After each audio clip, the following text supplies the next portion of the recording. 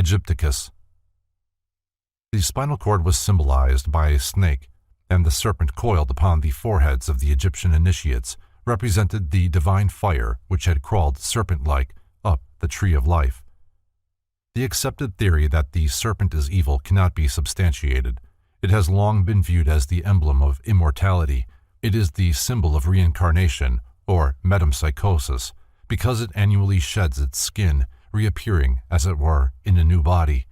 There is an ancient superstition to the effect that snakes never die except by violence, and that if uninjured, they would live forever. It was also believed that snakes swallowed themselves, and this resulted in their being considered emblematic of the Supreme Creator, who periodically reabsorbed his universe back into himself. In Isis Unveiled, H.P. Blavatsky makes this significant statement concerning the origin of serpent worship.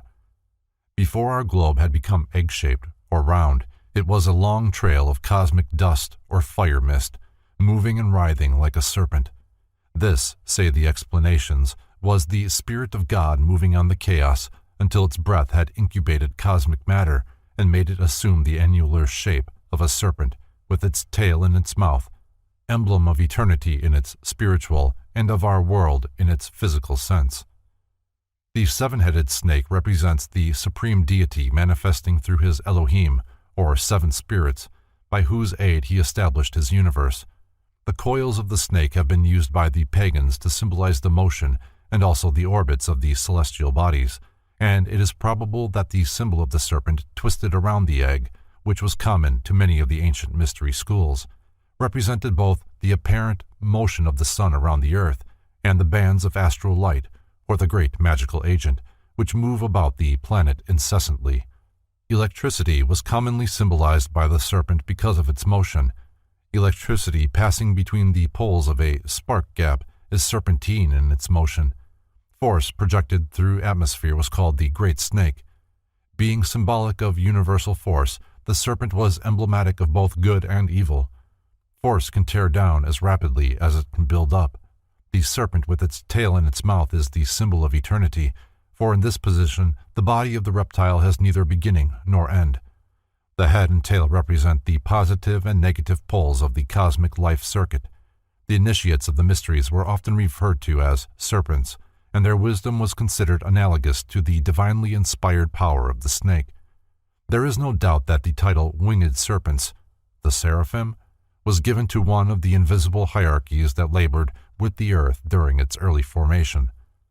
There is a legend that in the beginning of the world, winged serpents reigned upon the earth. These were probably the demigods which antedate the historical civilization of every nation. The symbolic relationship between the sun and the serpent found literal witness in the fact that life remains in the snake until sunset, even though it be cut into a dozen parts. The Hopi Indians considered the serpent to be in close communication with the earth spirit. Therefore, at the time of their annual snake dance, they send their prayers to the earth spirit by first specially sanctifying large numbers of these reptiles, and then liberating them to return to the earth with the prayers of the tribe. The great rapidity of motion manifested by lizards has caused them to be associated with Mercury, the messenger of the gods, whose winged feet traveled infinite distances almost instantaneously. A point which must not be overlooked in connection with reptiles and symbolism is clearly brought out by the eminent scholar Dr. H. E. Santee in his Anatomy of the Brain and Spinal Cord. In reptiles, there are two pineal bodies, an anterior and a posterior, of which the posterior remains undeveloped, but the anterior forms a rudimentary cyclopean eye. In the Hateria, a New Zealand lizard, it projects through the parietal foramen and presents an imperfect lens and retina, and, in its long stalk, nerve fibers. Crocodiles were regarded by the Egyptians both as symbols of Typhon and emblems of the supreme deity, of the latter because while underwater the crocodile is capable of seeing, Plutarch asserts, though its eyes are covered by a thin membrane. The Egyptians declared that no matter how far away the crocodile laid its eggs, the Nile would reach up to them in its next inundation, this reptile being endowed with a mysterious sense capable of making known the extent of the flood months before it took place. There were two kinds of crocodiles, The larger and more ferocious was hated by the Egyptians, for they likened it to the nature of Typhon, their destroying demon. Typhon waited to devour all who failed to pass the judgment of the dead, which rite took place in the Hall of Justice between the earth and the Elysian fields. Anthony Todd Thompson thus describes the good treatment accorded the smaller and tamer crocodiles, which the Egyptians accepted as personifications of good.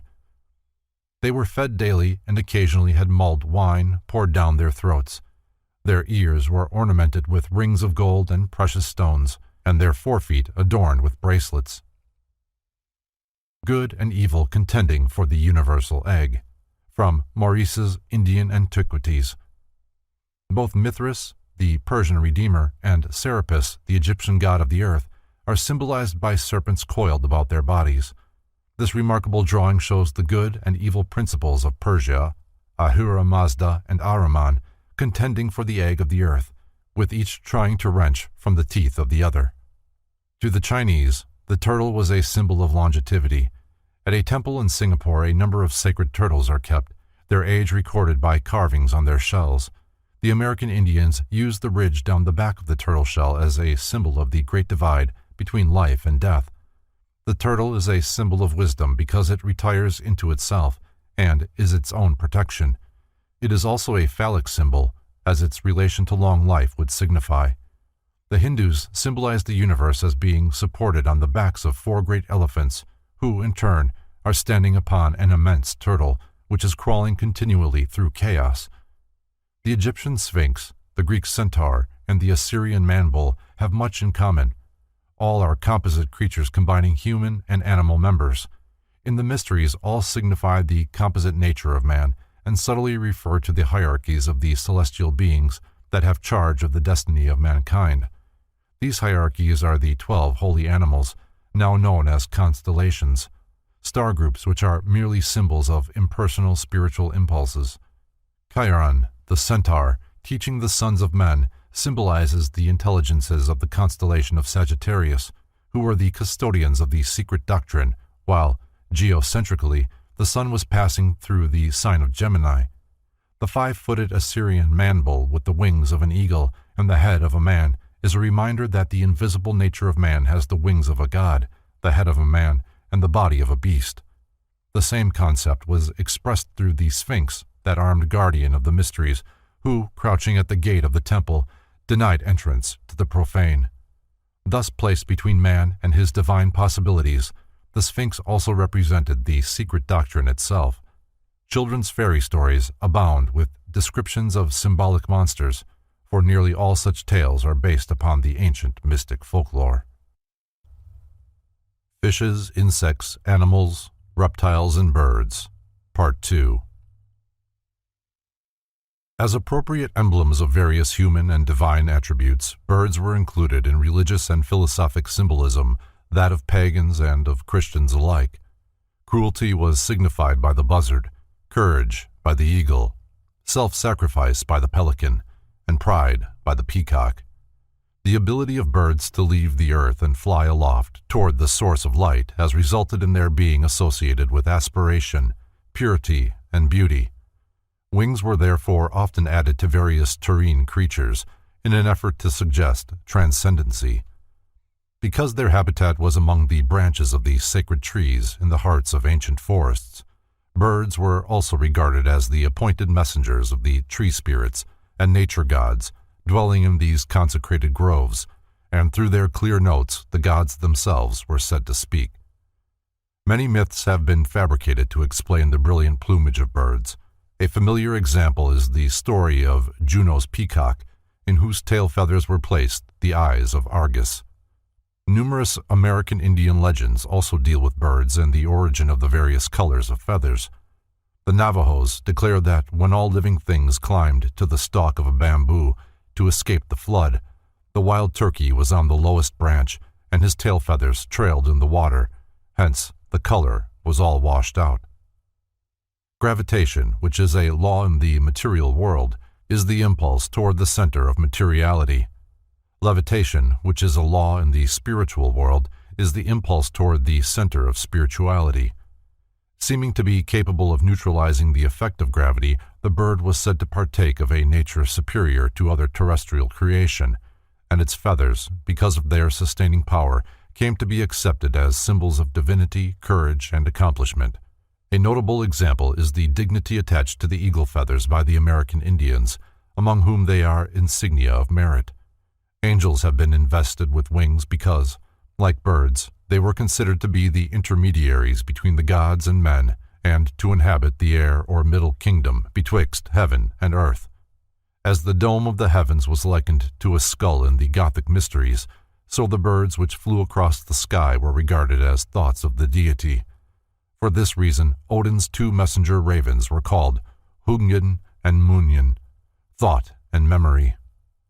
Among the Greeks and Romans, the eagle was the appointed bird of Jupiter, and consequently signified the swiftly moving forces of the demiurgus. Hence it was looked upon as the mundane lord of the birds, in contradistinction to the phoenix, which was symbolic of the celestial ruler.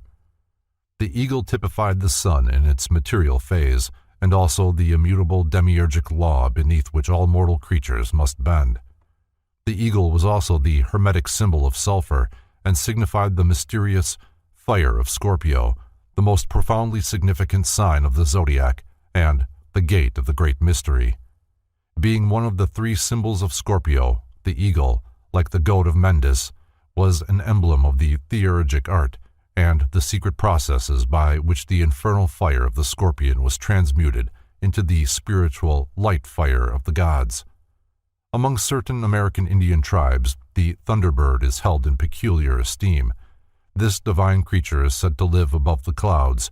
The flapping of its wings causes the rumbling which accompanies storms, while the flashes from its eyes are the lightning. Birds were used to signify the vital breath, and among the Egyptians, mysterious hawk-like birds with human heads, and carrying in their claws the symbols of immortality, are often shown hovering as emblems of the liberated soul over the mummified bodies of the dead. In Egypt, the hawk was the sacred symbol of the sun, and Ra, Osiris, and Horus are often depicted with the heads of hawks. The cock or rooster was a symbol of Kashmala, Cadmilis, in the Samothracian mysteries, and is also a phallic symbol sacred to the sun. It was accepted by the Greeks as the emblem of Ares, or Mars, and typified watchfulness and defense. When placed in the center of a weather vane, it signifies the sun in the midst of the four corners of creation. The Greeks sacrificed a rooster to the gods at the time of entering the Eleusinian mysteries.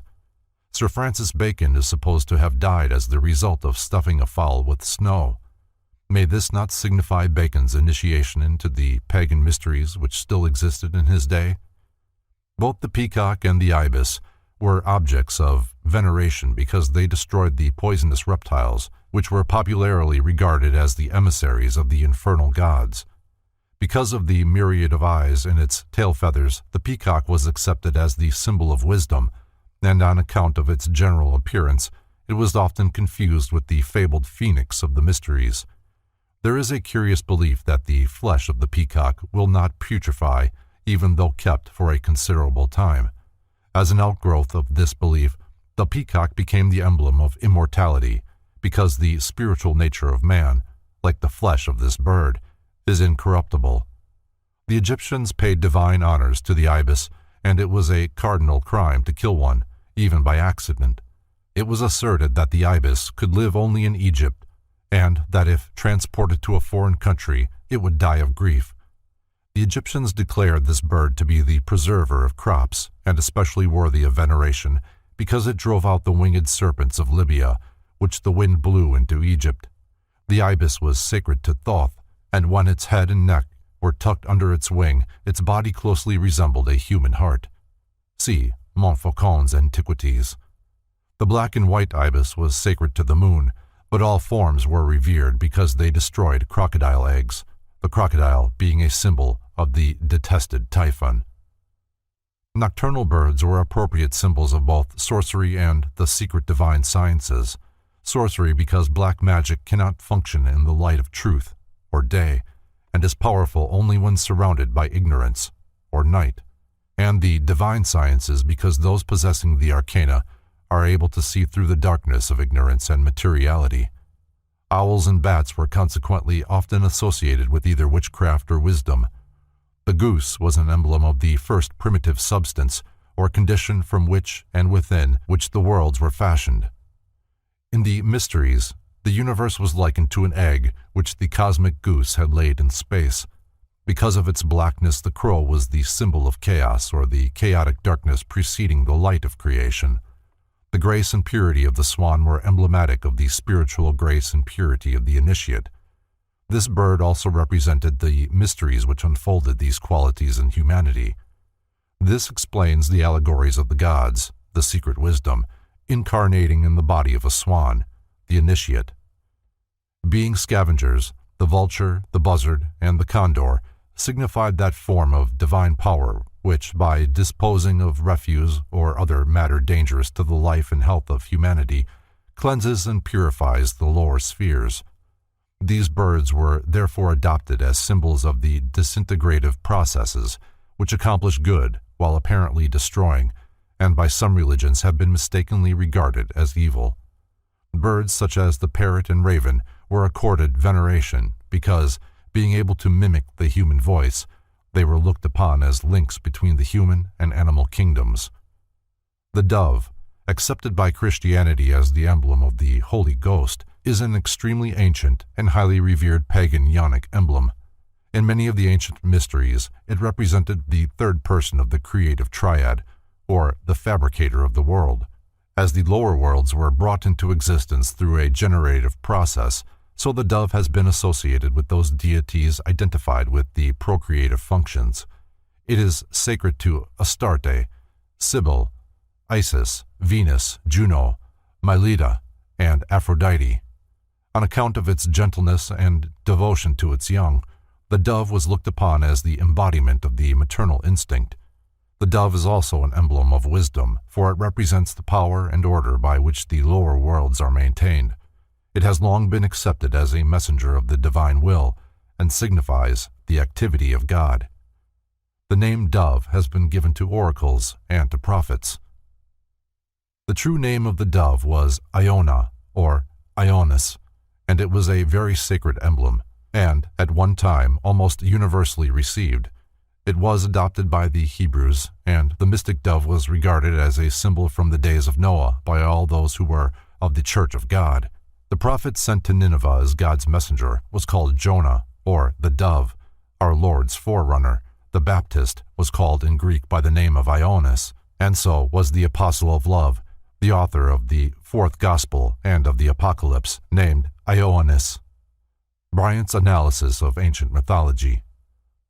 In Masonry, the dove is the symbol of purity and innocence. It is significant that in the pagan mysteries the dove of Venus was crucified upon the four spokes of a great wheel, thus foreshadowing the mystery of the crucified Lord of Love. Although Muhammad drove the doves from the temple at Mecca, occasionally he is depicted with a dove sitting upon his shoulder as the symbol of divine inspiration. In ancient times, the effigies of doves were placed upon the heads of scepters to signify that those bearing them were overshadowed by divine prerogative. In medieval art, the dove frequently was pictured as an emblem of divine benediction. The Phoenix.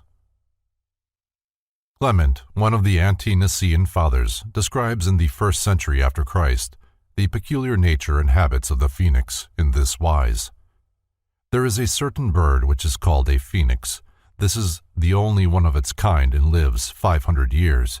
And when the time of its dissolution draws near, that it must die, it builds itself a nest of frankincense and myrrh, and other spices, into which, when the time is fulfilled, it enters and dies. But as the flesh decays, a certain kind of worm is produced, which, being nourished by the juices of the dead bird, brings forth feathers. Then, when it has acquired strength, it takes up that nest in which are the bones of its parent, and bearing these, it passes from the land of Arabia into Egypt, to the city called Heliopolis. And, in open day, flying in the sight of all men, it places them on the altar of the sun, and having done this, hastens back to its former abode. The priests then inspect the registers of the dates, and find that it has returned exactly as the 500th year it was completed. The phoenix, on its nest of flames, from Lycosthenes prodigiorum ac ostentorum chronicon. The phoenix is the most celebrated of all the symbolic creatures fabricated by the ancient mysteries for the purpose of concealing the great truths of esoteric philosophy. Though modern scholars of natural history declare the existence of the phoenix to be purely mythical, Pliny describes the capture of one of these birds and its exhibition in the Roman Forum during the reign of the Emperor Claudius. Although admitting that he had not seen the phoenix bird, there being only one alive at a time, Herodotus amplifies a bit the description given by Clement.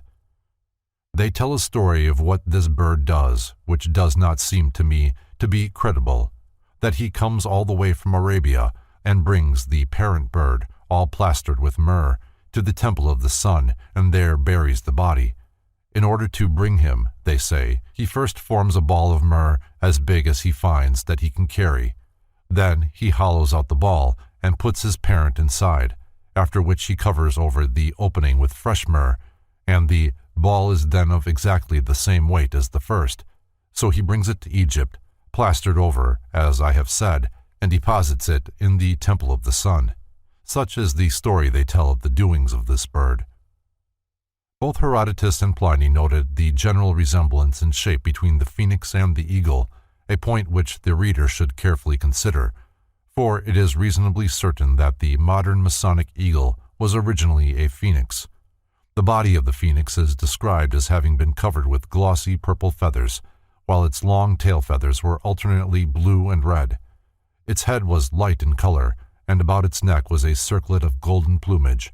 At the back of its head, the phoenix had a peculiar tuft of feathers, a fact quite evident, although it has been overlooked by most writers and symbolists. The phoenix was regarded as sacred to the sun, and the length of its life, 500 to 1,000 years, was taken as a standard for measuring the motion of the heavenly bodies, and also the cycles of time used in the mysteries, to designate the periods of existence. The diet of the bird was unknown.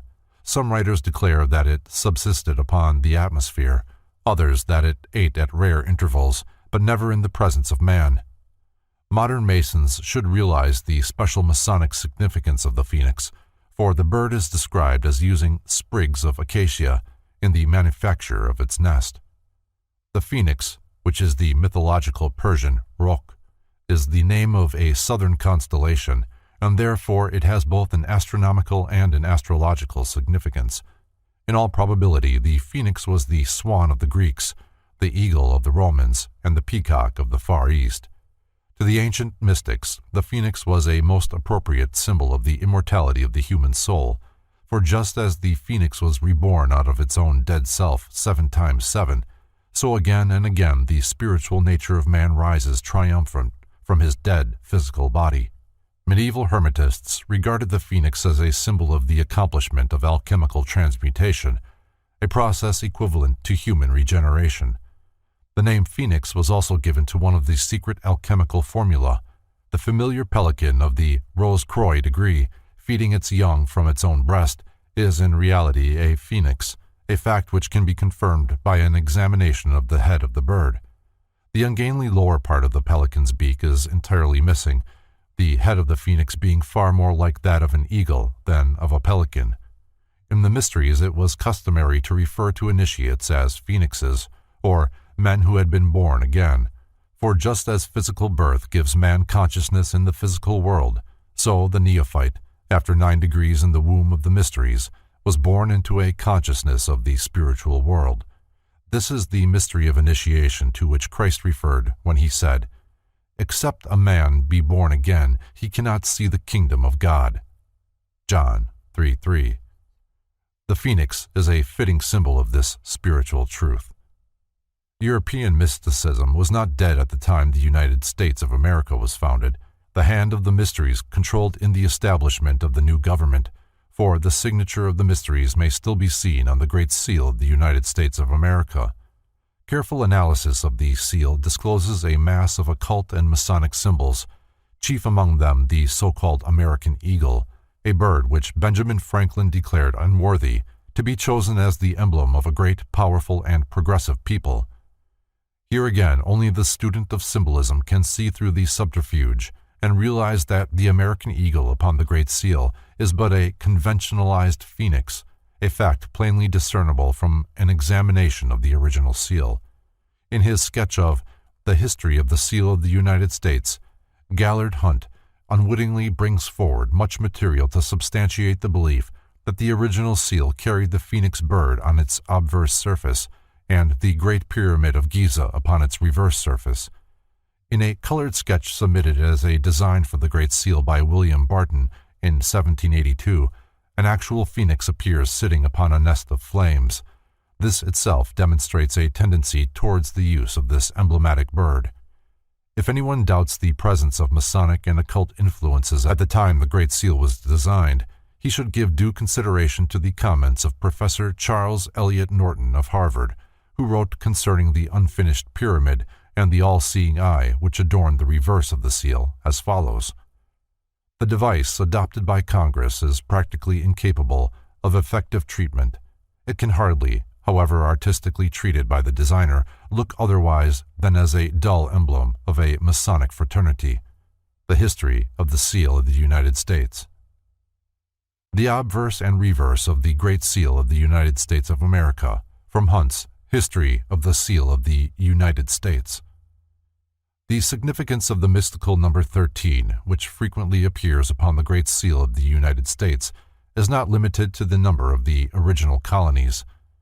The sacred emblem of the ancient initiates, here composed of 13 stars, also appears above the head of the eagle.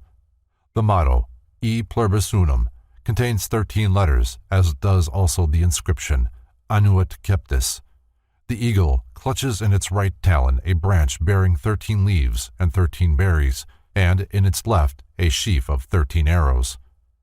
The face of the pyramid, exclusive of the panel containing the date, consists of 72 stones arranged in 13 rows.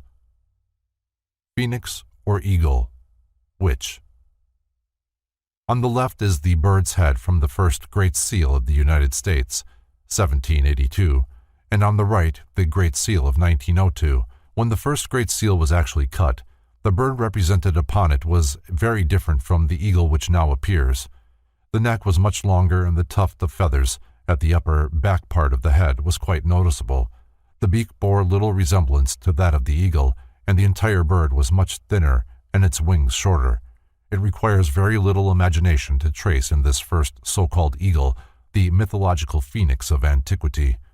What is more, there is every reason why a phoenix bird should be used to represent a new country rising out of an old, while, as Benjamin Franklin caustically noted, the eagle was not a bird of good moral character. An Egyptian Phoenix. From Wilkinson's Manners and Customs of the Ancient Egyptians.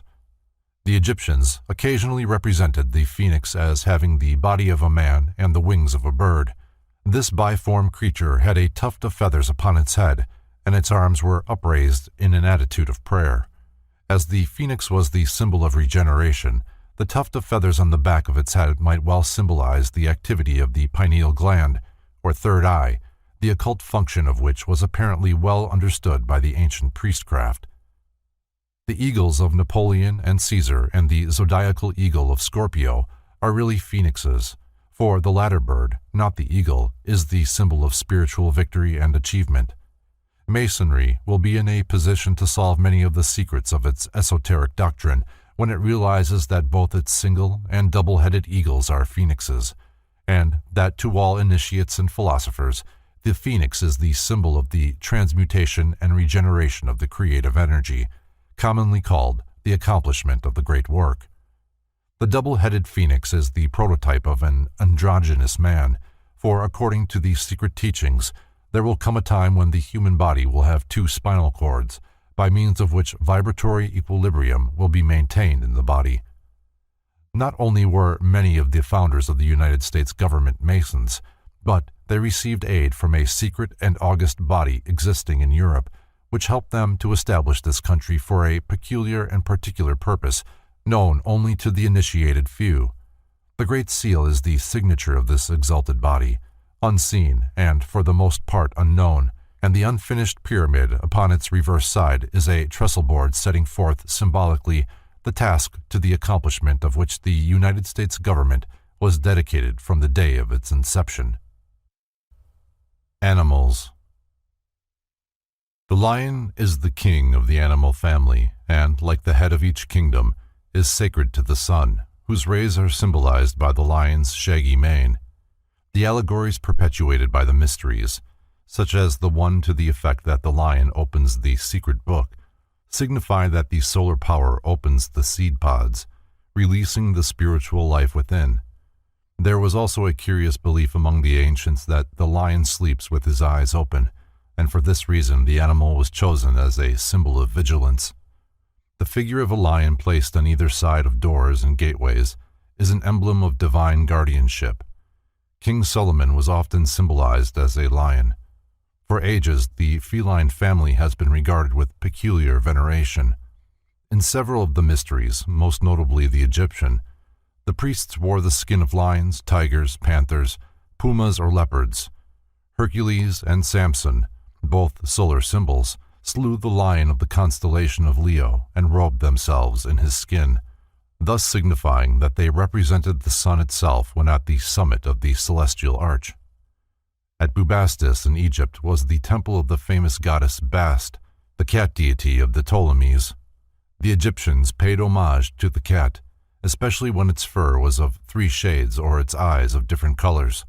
To the priests, the cat was symbolic of the magnetic forces of nature, and they surrounded themselves with these animals for the sake of the astral fire which emanated from their bodies. The cat was also a symbol of eternity, for when it sleeps, it curls up into a ball with its head and tail touching. Among the Greeks and Latins, the cat was sacred to the goddess Diana. The Buddhists of India invested the cat with special significance, but for a different reason. The cat was the only animal absent at the death of the great Buddha, because it had stopped on the way to chase a mouse. That the symbol of the lower astral forces should not be present at the liberation of Buddha is significant. Regarding the cat, Herodotus says, "Whenever a fire breaks out, cats are agitated with a kind of divine motion, which they that keep them observe, neglecting the fire. The cats, however, in spite of their care, break from them, leaping even over the heads of their keepers to throw themselves into the fire. The Egyptians then make great mourning for their death. If a cat dies a natural death in a house, all they of that house shave their eyebrows. If a dog, they shave the head and all the body. They used to embalm their dead cats and carry them to Bubastis to be interred in a sacred house." Montfaucon's Antiquities. The most important of all symbolic animals was the apis, or Egyptian bull of Memphis, which was regarded as the sacred vehicle for the transmigration of the soul of the god Osiris. It was declared that apis was conceived by a bolt of lightning, and the ceremony attendant upon its selection and consecration was one of the most impressive in Egyptian ritualism. The apis had to be marked in a certain manner. Herodotus states that the bull must be black with a square white spot on his forehead, the form of an eagle, probably a vulture, on his back, a beetle upon or under his tongue, and the hair of his tail lying 2 ways. Other writers declare that the sacred bull was marked with 29 sacred symbols. His body was spotted, and upon his right side was a white mark in the form of a crescent. After its sanctification, the apis was kept in a stable adjacent to the temple and led in processionals through the streets of the city upon certain solemn occasions. It was a popular belief among the Egyptians that any child upon whom the bull breathed would become illustrious. After reaching a certain age, 25 years, the apis was taken either to the river Nile or to a sacred fountain, authorities differ on this point, and drowned, amidst the lamentations of the populace. The mourning and wailing for his death continued until the new apis was found, when it was declared that Osiris had reincarnated, whereupon rejoicing took the place of grief. The Sacred Bull, or Apis, from Kircher's Sphinx Mystagoga. The importance of the bull as the symbol of the sun at the vernal equinox is discussed in the chapter on the zodiac and its signs. The bull and the ox are ancient emblems of the element of earth, consequently of the planet itself. They also signify the animal nature of man, and for this reason were sacrificed upon the altars of such ancient mysteries as the Jewish and Druidic. Plutarch wrote, "The Apis ought to be regarded by us as a fair and beautiful image of the soul of Osiris. Osiris represents the spiritual nature of the lower world, which is murdered and distributed throughout the substance of the physical spheres. Apis is the emblem of the material world, within which is the spiritual nature, Osiris. The Apis is also the symbol of the exoteric or profane doctrine, in contradistinction to the esoteric or divine teachings represented by the uraeus worn upon the foreheads of the priests. From this is derived the mythological allegory of Serapis, who in a certain sense is not only the composite figure of Osiris and the lower world in which he is incarnated, but also of the mysteries, which are the terrestrial bodies containing the secret teachings, or the spiritual soul. The worship of the bull was not confined to Egypt, but was prevalent in many nations of the ancient world.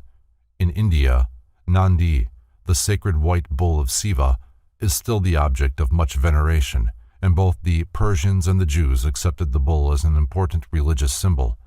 The Assyrians, Phoenicians, Chaldeans, and even the Greeks reverenced this animal, and Jupiter turned himself into a white bull to abduct Europa. The bull was a powerful phallic emblem signifying the paternal creative power of the demiurgus. At his death he was frequently mummified and buried with the pomp and dignity of a god in a specially prepared sarcophagus. Excavations in the Serapeum at Memphis have uncovered tombs of more than 60 of these sacred animals. As the sign rising over the horizon at the vernal equinox constitutes the starry body for the annual incarnation of the sun, the bull not only was the celestial symbol of the solar man, but, because the vernal equinox took place in the constellation of Taurus, was called the breaker or opener of the year. For this reason, in astronomical symbolism, the bull is often shown breaking the annular egg with his horns. The Apis further signifies that the God-mind is incarnated in the body of a beast, and therefore that the physical beast form is the sacred vehicle of divinity. Man's lower personality is the Apis in which Osiris incarnates. The result of the combination is the creation of Serapis, the material soul as ruler of the irrational material body and involved therein. After a certain period, which is determined by the square of 5 or 25 years, the body of the Apis is destroyed and the soul liberated by the water which drowns the material life. This was indicative of the washing away of the material nature by the baptismal waters of divine light and truth. The drowning of the Apis is the symbol of death. The resurrection of Osiris in the new bull is the symbol of eternal renovation. The white bull was also symbolically sacred as the appointed emblem of the initiates, signifying the spiritualized material bodies of both man and nature. When the vernal equinox no longer occurred in the sign of Taurus, the sun god incarnated in the constellation of Aries, and the ram then became the vehicle of the solar power. Thus, the sun rising in the sign of the celestial lamb triumphs over the symbolic serpent of darkness. The lamb is a familiar emblem of purity because of its gentleness and the whiteness of its wool. In many of the pagan mysteries, it signified the universal Savior, and in Christianity, it is the favorite symbol of Christ. Early church paintings show a lamb standing upon a little hill, and from its feet pour 4 streams of living water, signifying the 4 Gospels. The blood of the lamb is the solar life pouring into the world through the sign of Aries. The goat is both a phallic symbol and also an emblem of courage or aspiration because of its sure-footedness and ability to scale the loftiest peaks. To the alchemists, the goat's head was the symbol of sulfur.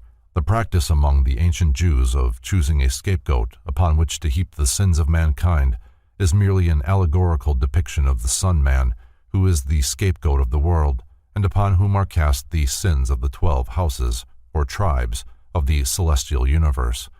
Truth is the divine lamb, worshipped throughout pagandom, and slain for the sins of the world, and since the dawn of time the savior gods of all religions have been personifications of this truth. The golden fleece sought by Jason and his Argonauts is the celestial lamb, the spiritual and intellectual sun. The secret doctrine is also typified by the golden fleece, the wool of the divine life, the rays of the Sun of Truth.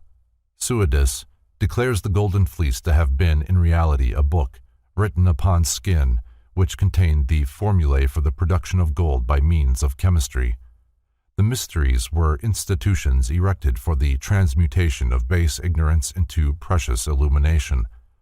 The dragon of ignorance was the terrible creature set to guard the golden fleece, and represents the darkness of the old year which battles with the sun at the time of its equinoctial passage. Deer were sacred in the Bacchic mysteries of the Greeks. The Bacchantes were often clothed in fawn skins. Deer were associated with the worship of the moon goddess, and the Bacchic orgies were usually conducted at night. The grace and speed of this animal caused it to be accepted as the proper symbol of aesthetic abandon. Deer were objects of veneration with many nations. In Japan, herds of them are still maintained in connection with the temples. The wolf is usually associated with the principle of evil because of the mournful discordance of its howl and the viciousness of its nature. In Scandinavian mythology, the Fenris wolf was one of the sons of Loki, the infernal god of the fires.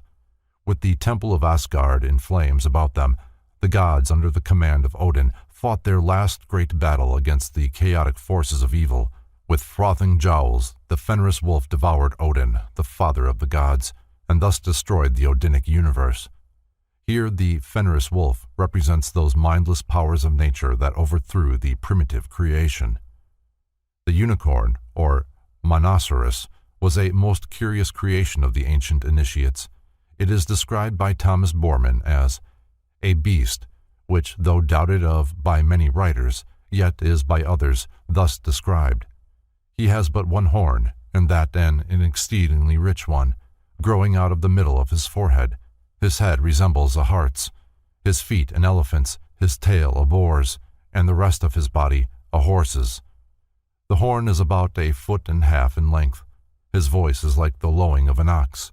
His mane and hair are of a yellowish color. His horn is as hard as iron, and as rough as any file, twisted or curled, like a flaming sword, very straight, sharp, and everywhere black, excepting the point. Great virtues are attributed to it, in expelling of poison and curing of several diseases. He is not a beast of prey. See Redgrove's Bygone Beliefs. While the unicorn is mentioned several times in Scripture, no proof has yet been discovered of its existence. There are a number of drinking horns in various museums, presumably fashioned from its spike. It is reasonably certain, however, that these drinking vessels were really made either from the tusks of some large mammal or the horn of a rhinoceros. J.P. Lundy believes that the horn of the unicorn symbolizes the hem of salvation mentioned by St. Luke, which, pricking the hearts of men, turns them to a consideration of salvation through Christ. Medieval Christian mystics employed the unicorn as an emblem of Christ, and this creature must therefore signify the spiritual life in man. The single horn of the unicorn may represent the pineal gland, or third eye, which is the spiritual cognition center in the brain. The unicorn was adopted by the mysteries as a symbol of the illumined spiritual nature of the initiate, the horn with which it defends itself being the flaming sword of the spiritual doctrine against which nothing can prevail. In the Book of Lamb's Spring, a rare hermetic tract, appears an engraving showing a deer and a unicorn standing together in a wood. The picture is accompanied by the following text. The sages say truly that two animals are in this forest, one glorious, beautiful, and swift, a great and strong deer, the other a unicorn. If we apply the parable of our art, we shall call the forest the body. The unicorn will be the spirit at all times. The deer desires no other name but that of the soul. He that knows how to tame and master them by art, to couple them together, and to lead them in and out of the form, may justly be called a master. The Egyptian devil Typhon was often symbolized by the Set monster, whose identity is obscure. It has a queer snout-like nose and pointed ears, and may have been a conventional hyena. The Set monster lived in the sandstorms and wandered about the world promulgating evil. The Egyptians related the howling of the desert winds with the moaning cry of the hyena. Thus, when in the depths of the night the hyena sent forth its doleful wail, it sounded like the last despairing cry of a lost soul in the clutches of Typhon. Among the duties of this evil creature was that of protecting the Egyptian dead against grave robbers. Among other symbols of Typhon was the hippopotamus, sacred to the god Mars, because Mars was enthroned in the sign of Scorpio, the house of Typhon.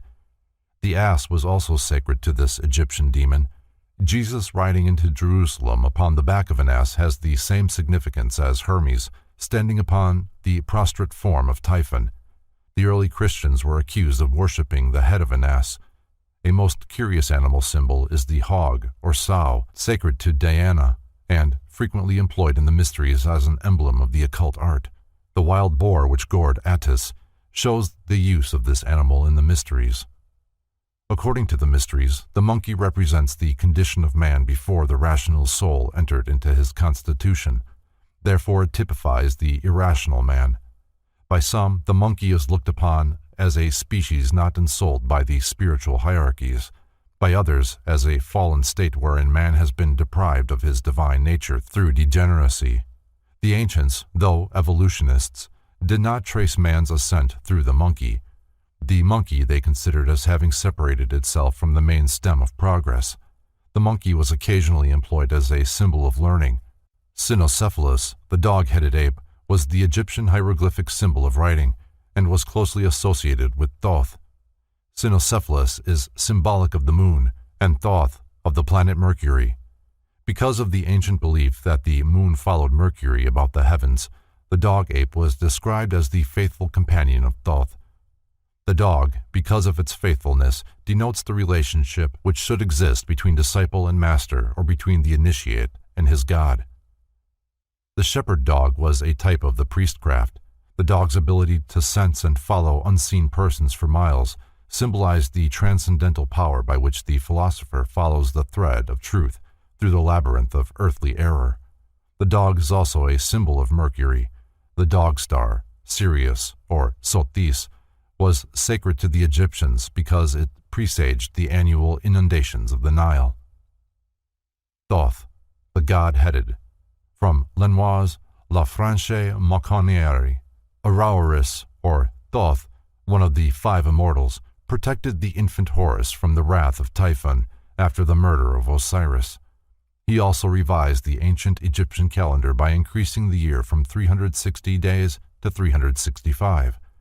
Thoth Hermes was called the dog-headed because of his faithfulness and integrity. He is shown crowned with a solar nimbus, carrying in one hand the crux ansata, the symbol of eternal life, and in the other a serpent-wound staff, symbolic of his dignity as counselor of the gods. As a beast of burden, the horse was the symbol of the body of man forced to sustain the weight of his spiritual constitution. Conversely, it also typified the spiritual nature of man, forced to maintain the burden of the material personality. Chiron, the centaur, mentor of Achilles, represents the primitive creation which was the progenitor and instructor of mankind, as described by Berossus. The winged horse and the magic carpet both symbolize the secret doctrine and the spiritualized body of man. The wooden horse of Troy, secreting an army for the capture of the city, represents man's body, concealing within it those infinite potentialities which will later come forth and conquer his environment. Again, like Noah's Ark, it represents the spiritual nature of man as containing a host of latent potentialities, which subsequently become active. The siege of Troy is a symbolic account of the abduction of the human soul, Helena, by the personality, Paris, and its final redemption, through persevering struggle, by the secret doctrine, the Greek army under the command of Agamemnon.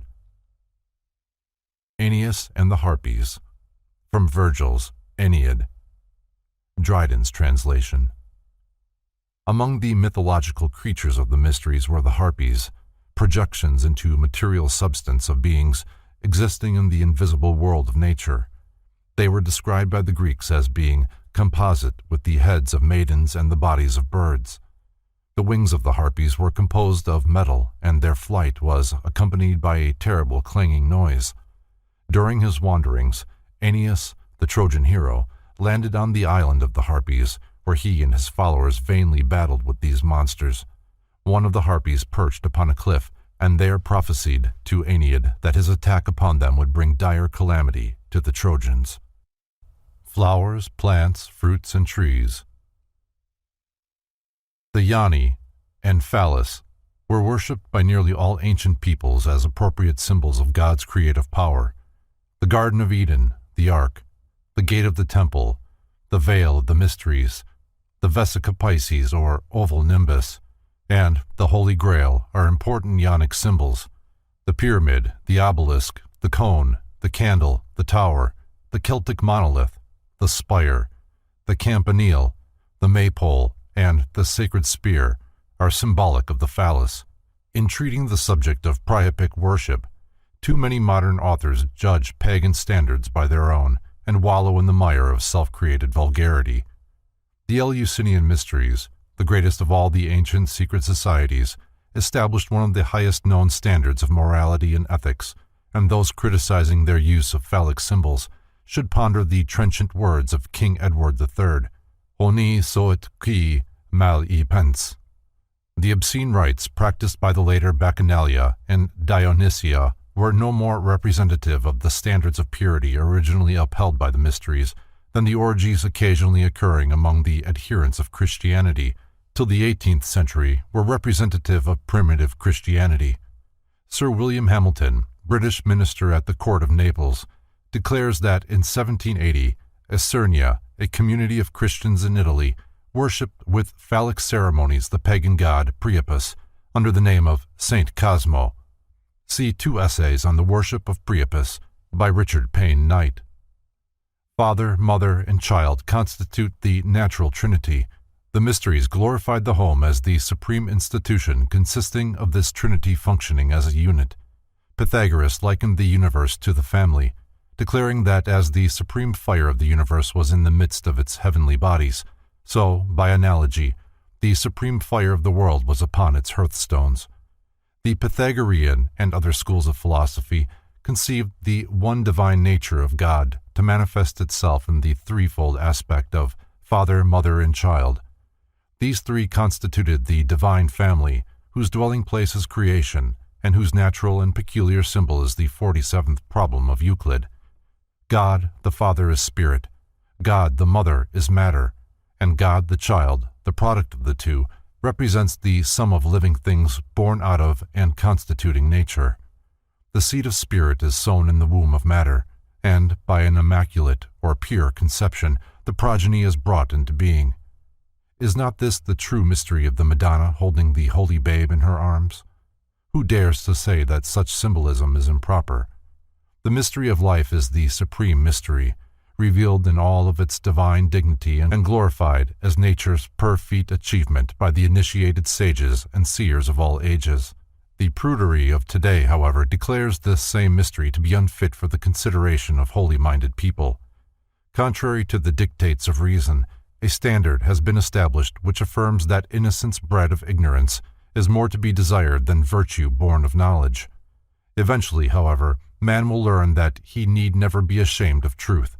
Until he does learn this, he is false to his God, to his word, and to himself. In this respect, Christianity has woefully failed in its mission. While declaring man's body to be the living temple of the living God, in the same breath it asserts the substances and functions of this temple to be unclean, and their study defiling to the sensitive sentiments of the righteous. By this unwholesome attitude, man's body, the house of God, is degraded and defamed.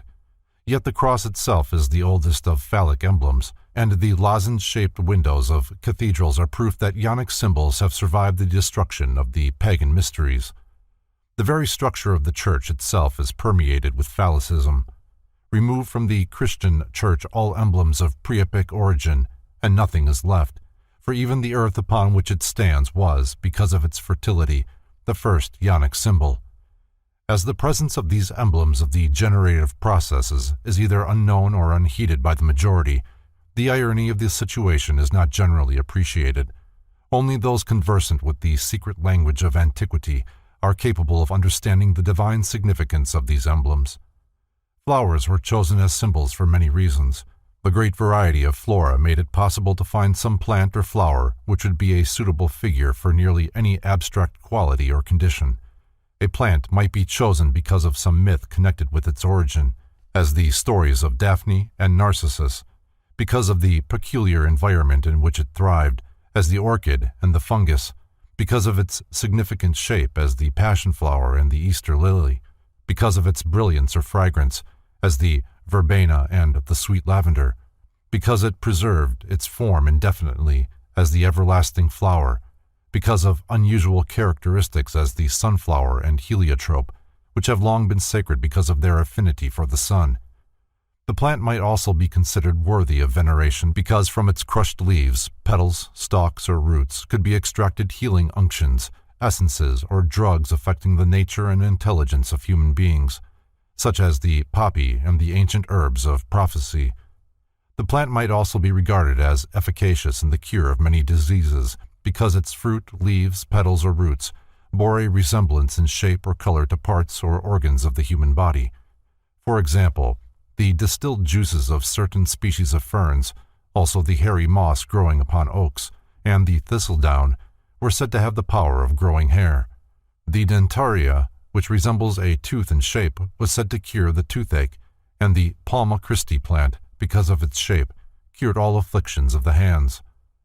The blossom is really the reproductive system of the plant and is therefore singularly appropriate as a symbol of sexual purity, an absolute requisite of the ancient mysteries. Thus the flower signifies this ideal of beauty and regeneration, which must ultimately take the place of lust and degeneracy. Of all symbolic flowers, the locust blossom of India and Egypt and the rose of the Rosicrucians are the most important. In their symbolism, these two flowers are considered identical. The esoteric doctrines for which the Eastern lotus stands have been perpetuated in modern Europe under the form of the rose. The rose and the lotus are Ionic emblems, signifying primarily the maternal creative mystery, while the Easter lily is considered to be phallic. The Brahmin and Egyptian initiates, who undoubtedly understood the secret systems of spiritual culture, whereby the latent centers of cosmic energy in man may be stimulated, employed the lotus blossoms to represent the spinning vortices of spiritual energy located at various points along the spinal column and called chakras, or whirling wheels by the Hindus. 7 of these chakras are of prime importance and have their individual correspondences in the nerve ganglia and plexuses. According to the sacred schools, the sacral ganglion is called the 4-petaled lotus, the prostatic plexus, the 6-petaled lotus, the epigastric plexus and navel, the 10-petaled lotus, the cardiac plexus, the 12-petaled lotus, the pharyngeal plexus, the 16-petaled lotus, the cavernous plexus, the 2-petaled lotus, and the pineal gland or adjacent unknown center, the 1,000-petaled lotus. The color, size, and number of petals upon the lotus are the keys to its symbolic import. A hint concerning the unfoldment of spiritual understanding according to the secret science of the mysteries is found in the story of Aaron's rod that budded, and also in Wagner's great opera, Tannhauser, where the budding staff of the Pope signifies the unfolding blossoms upon the sacred rod of the mysteries, the spinal column, the tree of the Knights of the Round Table. This remarkable example of the use of the tree in symbolism is from Château de Pierrefonds, in the little town of Pierrefonds, northern France. The 8 side branches end in conventional cup-like flowers, from each of which rises the body of a knight carrying in his hand a ribbon bearing his name. The central stem is surmounted by a larger flower, from which emerges the body of King Arthur himself. The tree is a favorite motif in heraldry. The one trunk with its multitude of branches caused the tree to be frequently used in diagramming family lineage, from which practice has arisen the custom of terming such tables family trees.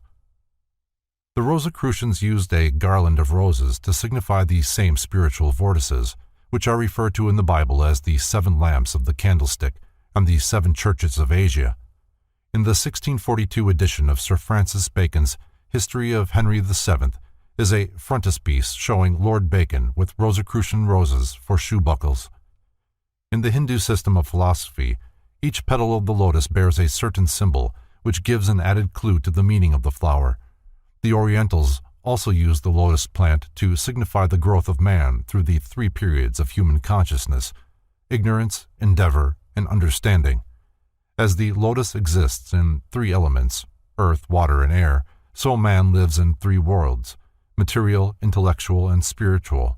As the plant, with its roots in the mud and the slime, grows upwards through the water and finally blossoms forth in the light and air, so the spiritual growth of man is upward from the darkness of base action and desire into the light of truth and understanding, the water serving as a symbol of the ever-changing world of illusion through which the soul must pass in its struggle to reach the state of spiritual illumination.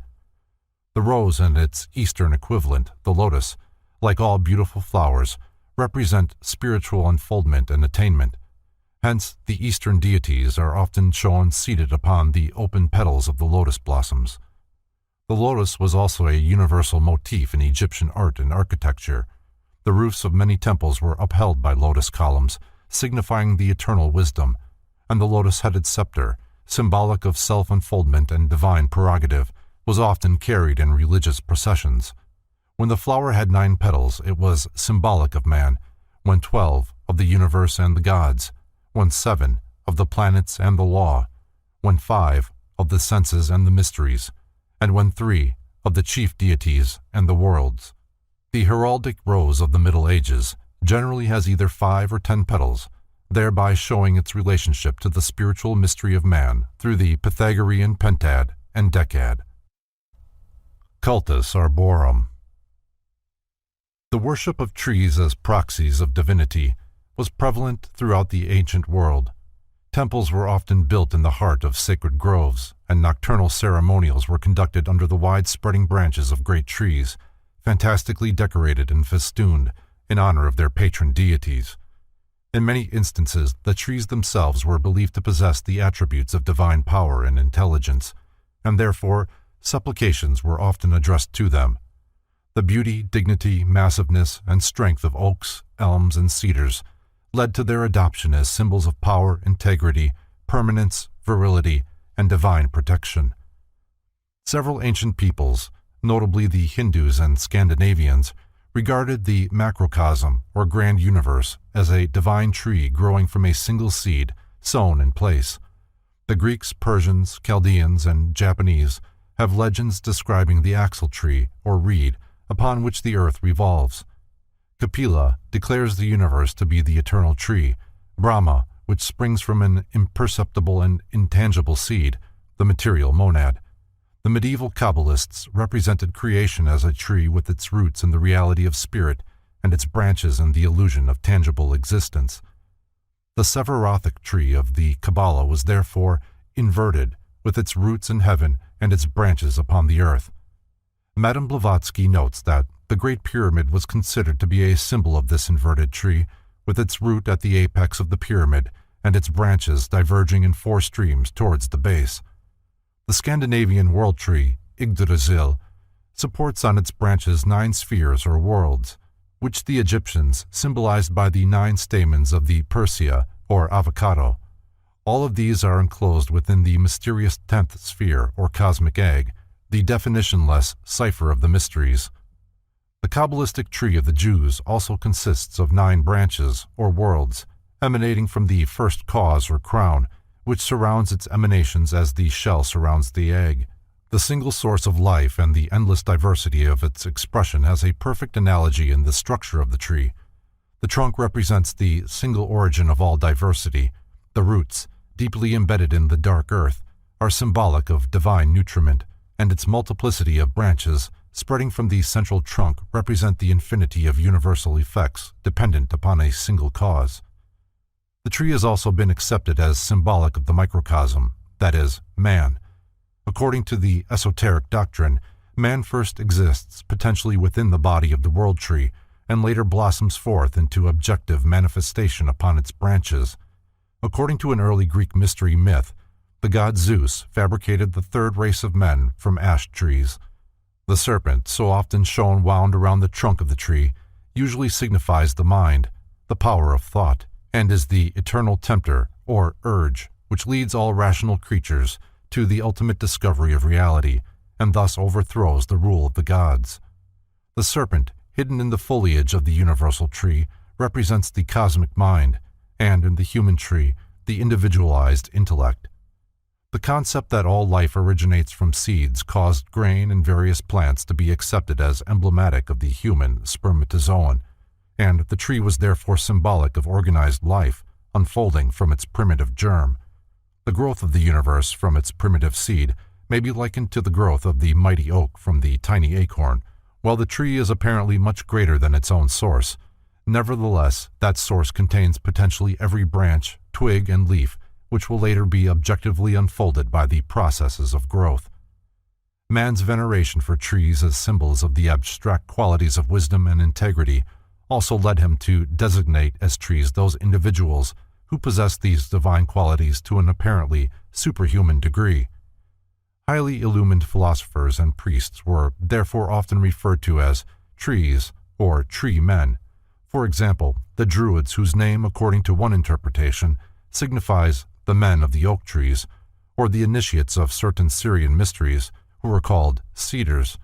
In fact, it is far more credible and probable that the famous cedars of Lebanon, cut down for the building of King Solomon's temple, were really illumined, initiated sages. The mystic knows that the true supports of God's glorious house were not the logs subject to decay, but the immortal and imperishable intellects of the tree hierophants. Trees are repeatedly mentioned in the Old and New Testaments and in the scriptures of various pagan nations. The tree of life and the tree of knowledge of good and evil, mentioned in Genesis, the burning bush in which the angel appeared to Moses, the famous vine and fig tree of the New Testament, the grove of olives in the Garden of Gethsemane, where Jesus went to pray, and the miraculous tree of Revelation, which bore 12 manners of fruit and whose leaves were for the healing of the nations, all bear witness to the esteem in which trees were held by the scribes of the Holy Writ. Buddha received his illumination while under the Bodhi tree near Madras in India, and several of the Eastern gods are pictured sitting in meditation beneath the spreading branches of mighty trees. Many of the great sages and saviors carried wands, rods, or staves cut from the wood of sacred trees, as the rods of Moses and Aaron. Gungnir, the spear of Odin, cut from the tree of life, and the consecrated rod of Hermes, around which the frightening serpents entwined themselves. The Tree of Noah, from the Breeches Bible of 1599. Most Bibles published during the Middle Ages contain a section devoted to genealogical tables showing the descent of humanity from the father Adam to the advent of Jesus Christ. The tree growing from the roots of the ark represents the body of Noah and its 3 branches, his sons, Shem, Ham, and Japheth. The nations by the descendants of Noah's 3 sons are appropriately shown in the circles upon the branches of the tree. While such tables are hopelessly incorrect from a historical point of view, to the symbolist their allegorical interpretations are of inestimable importance. The numerous uses which the ancients made of the tree and its products are factors in its symbolism. Its worship was, to a certain degree, based upon its usefulness. Of this, J.P. Lundy writes, "Trees occupy such an important place in the economy of nature by way of attracting and retaining moisture, and shading the water sources and the soil so as to prevent barrenness and desolation. They are so useful to man for shade, for fruit, for medicine, for fuel, for building houses and ships, for furniture, for almost every department of life, that it is no wonder that some of the more conspicuous ones, such as the oak, the pine, the palm, and the sycamore, have been made sacred and used for worship." See Monumental Christianity. Under the appellations of the Tree of Life and the Tree of Knowledge of Good and Evil is concealed the great arcanum of antiquity, the mystery of equilibrium. The Tree of Life represents the spiritual point of balance, the secret of immortality. The Tree of the Knowledge of Good and Evil, as its name implies, represents polarity or unbalance, the secret of mortality. The Kabbalists reveal this by assigning the central column of their Sephirothic diagram to the Tree of Life and the 2 side branches to the Tree of the Knowledge of Good and Evil. "Unbalanced forces perish in the void," declares the secret work, "and all is made known. The apple represents the knowledge of the procreative processes, by the awakening of which the material universe was established.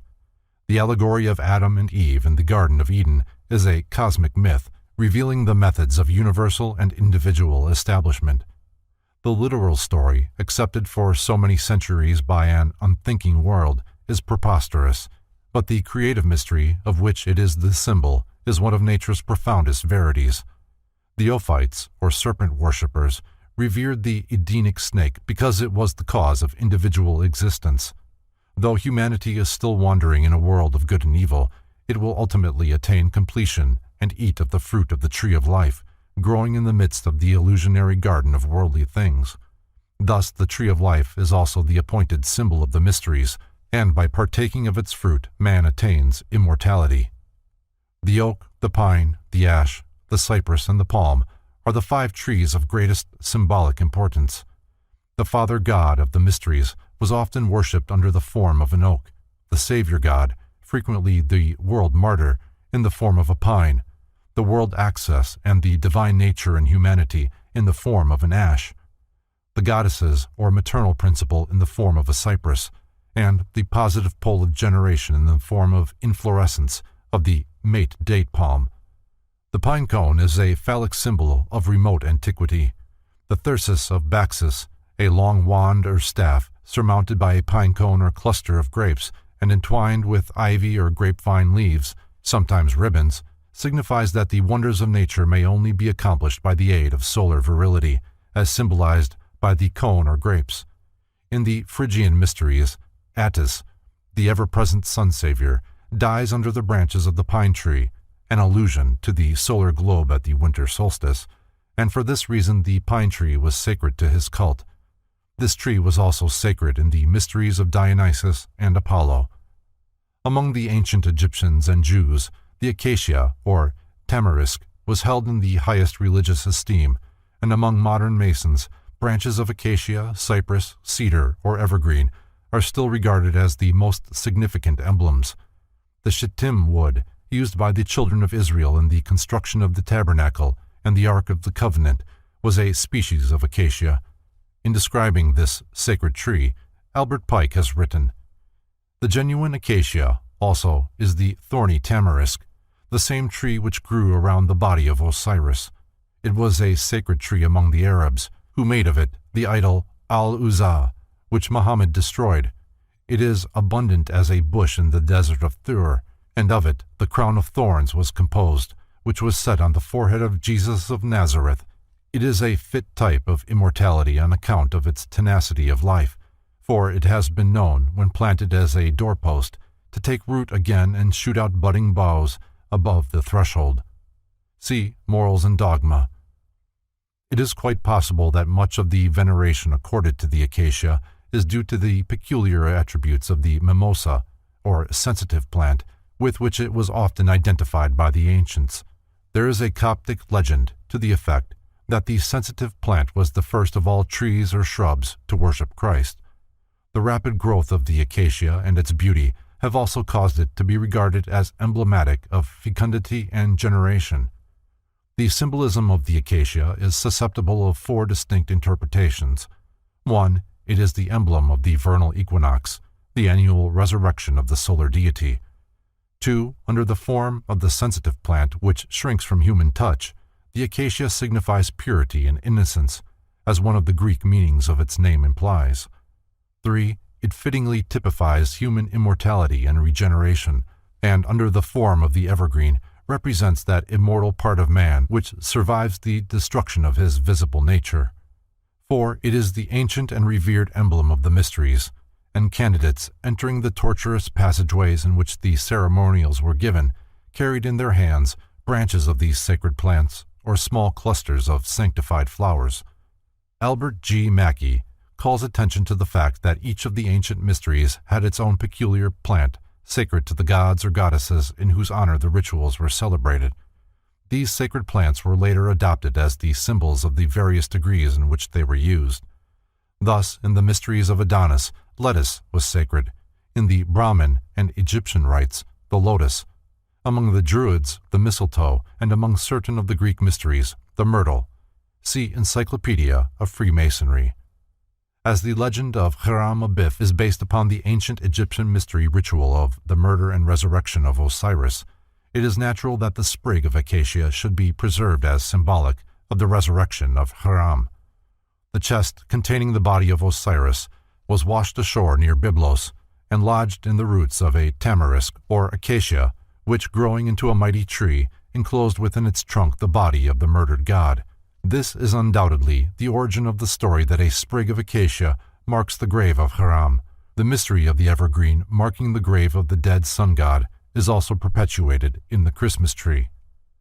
The apricot and quince are familiar Ionic symbols, while the bunch of grapes and the fig are phallic. The pomegranate is the mystic fruit of the Eleusinian rites. By eating it, Proserpine bound herself to the realms of Pluto. The fruit here signifies the sensuous life, which, once tasted, temporarily deprives man of immortality. Also, on account of its vast number of seeds, the pomegranate was often employed to represent natural fecundity. For the same reason, Jacob Bryant, in his Ancient Mythology, notes that the ancients recognized in this fruit an appropriate emblem of the Ark of the Deluge, which contained the seeds of the new human race. Among the ancient mysteries, the pomegranate was also considered to be a divine symbol of such peculiar significance that its true explanation could not be divulged. It was termed by the Kabiri the forbidden secret. Many Greek gods and goddesses are depicted holding the fruit or flower of the pomegranate in their hands, evidently to signify that they are givers of life and plenty.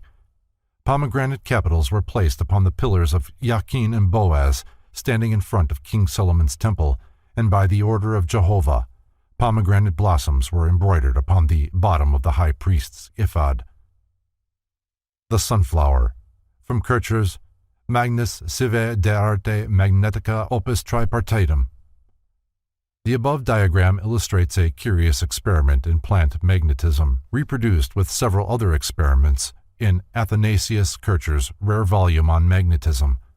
Several plants were sacred to the ancient Egyptians, Greeks, and Hindus because of the peculiar effect which the sun exerted over them. As it is difficult for man to look upon the face of the sun without being blinded by the light, those plants which turned and deliberately faced the solar orb were considered typical of very highly advanced souls.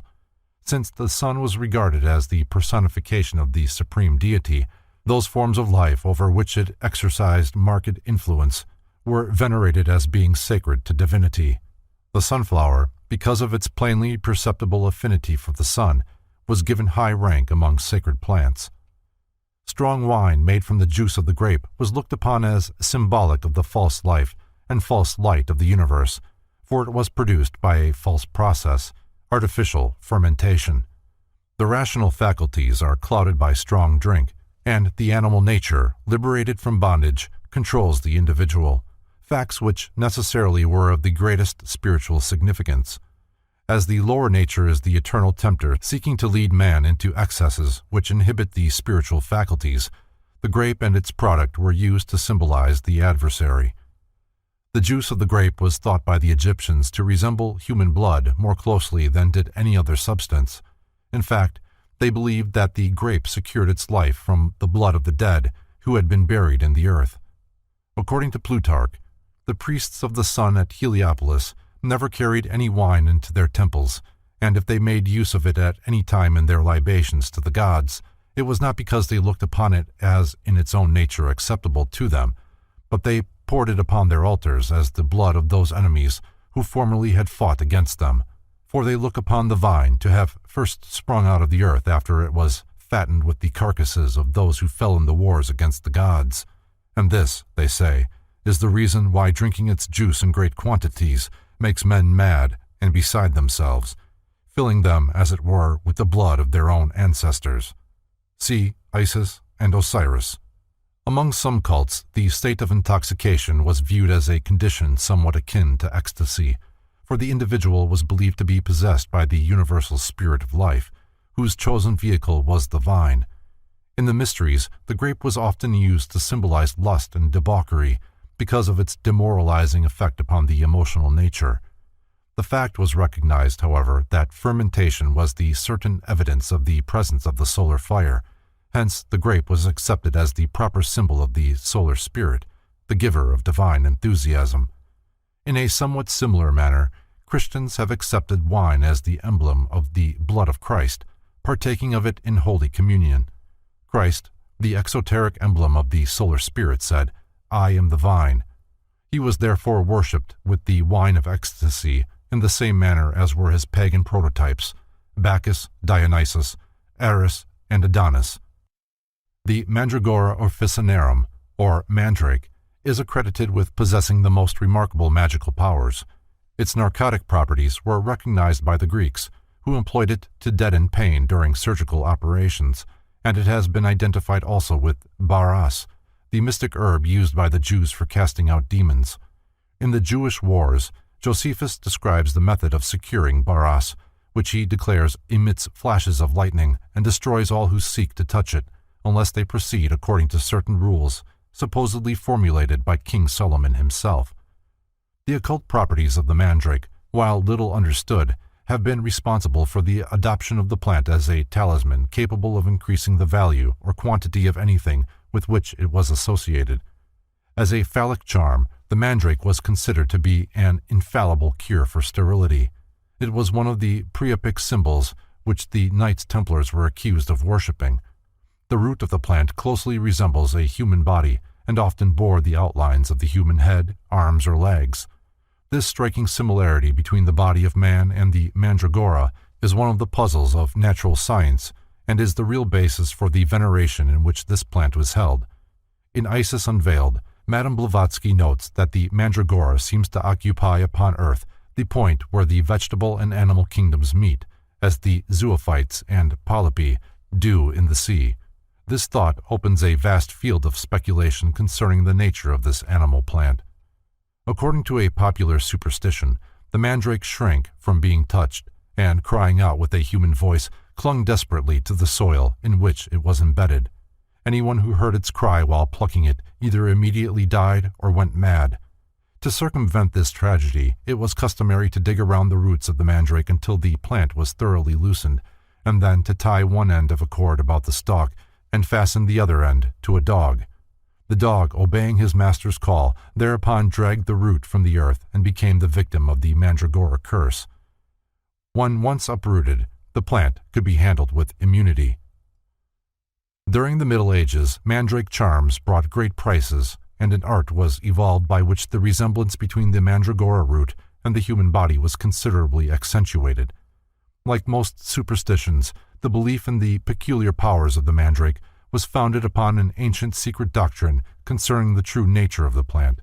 It is slightly narcotic, says Eliphas Levi, and an aphrodisiacal virtue was ascribed to it by the ancients, who represented it as being sought by Thessalian sorcerers for the composition of philters.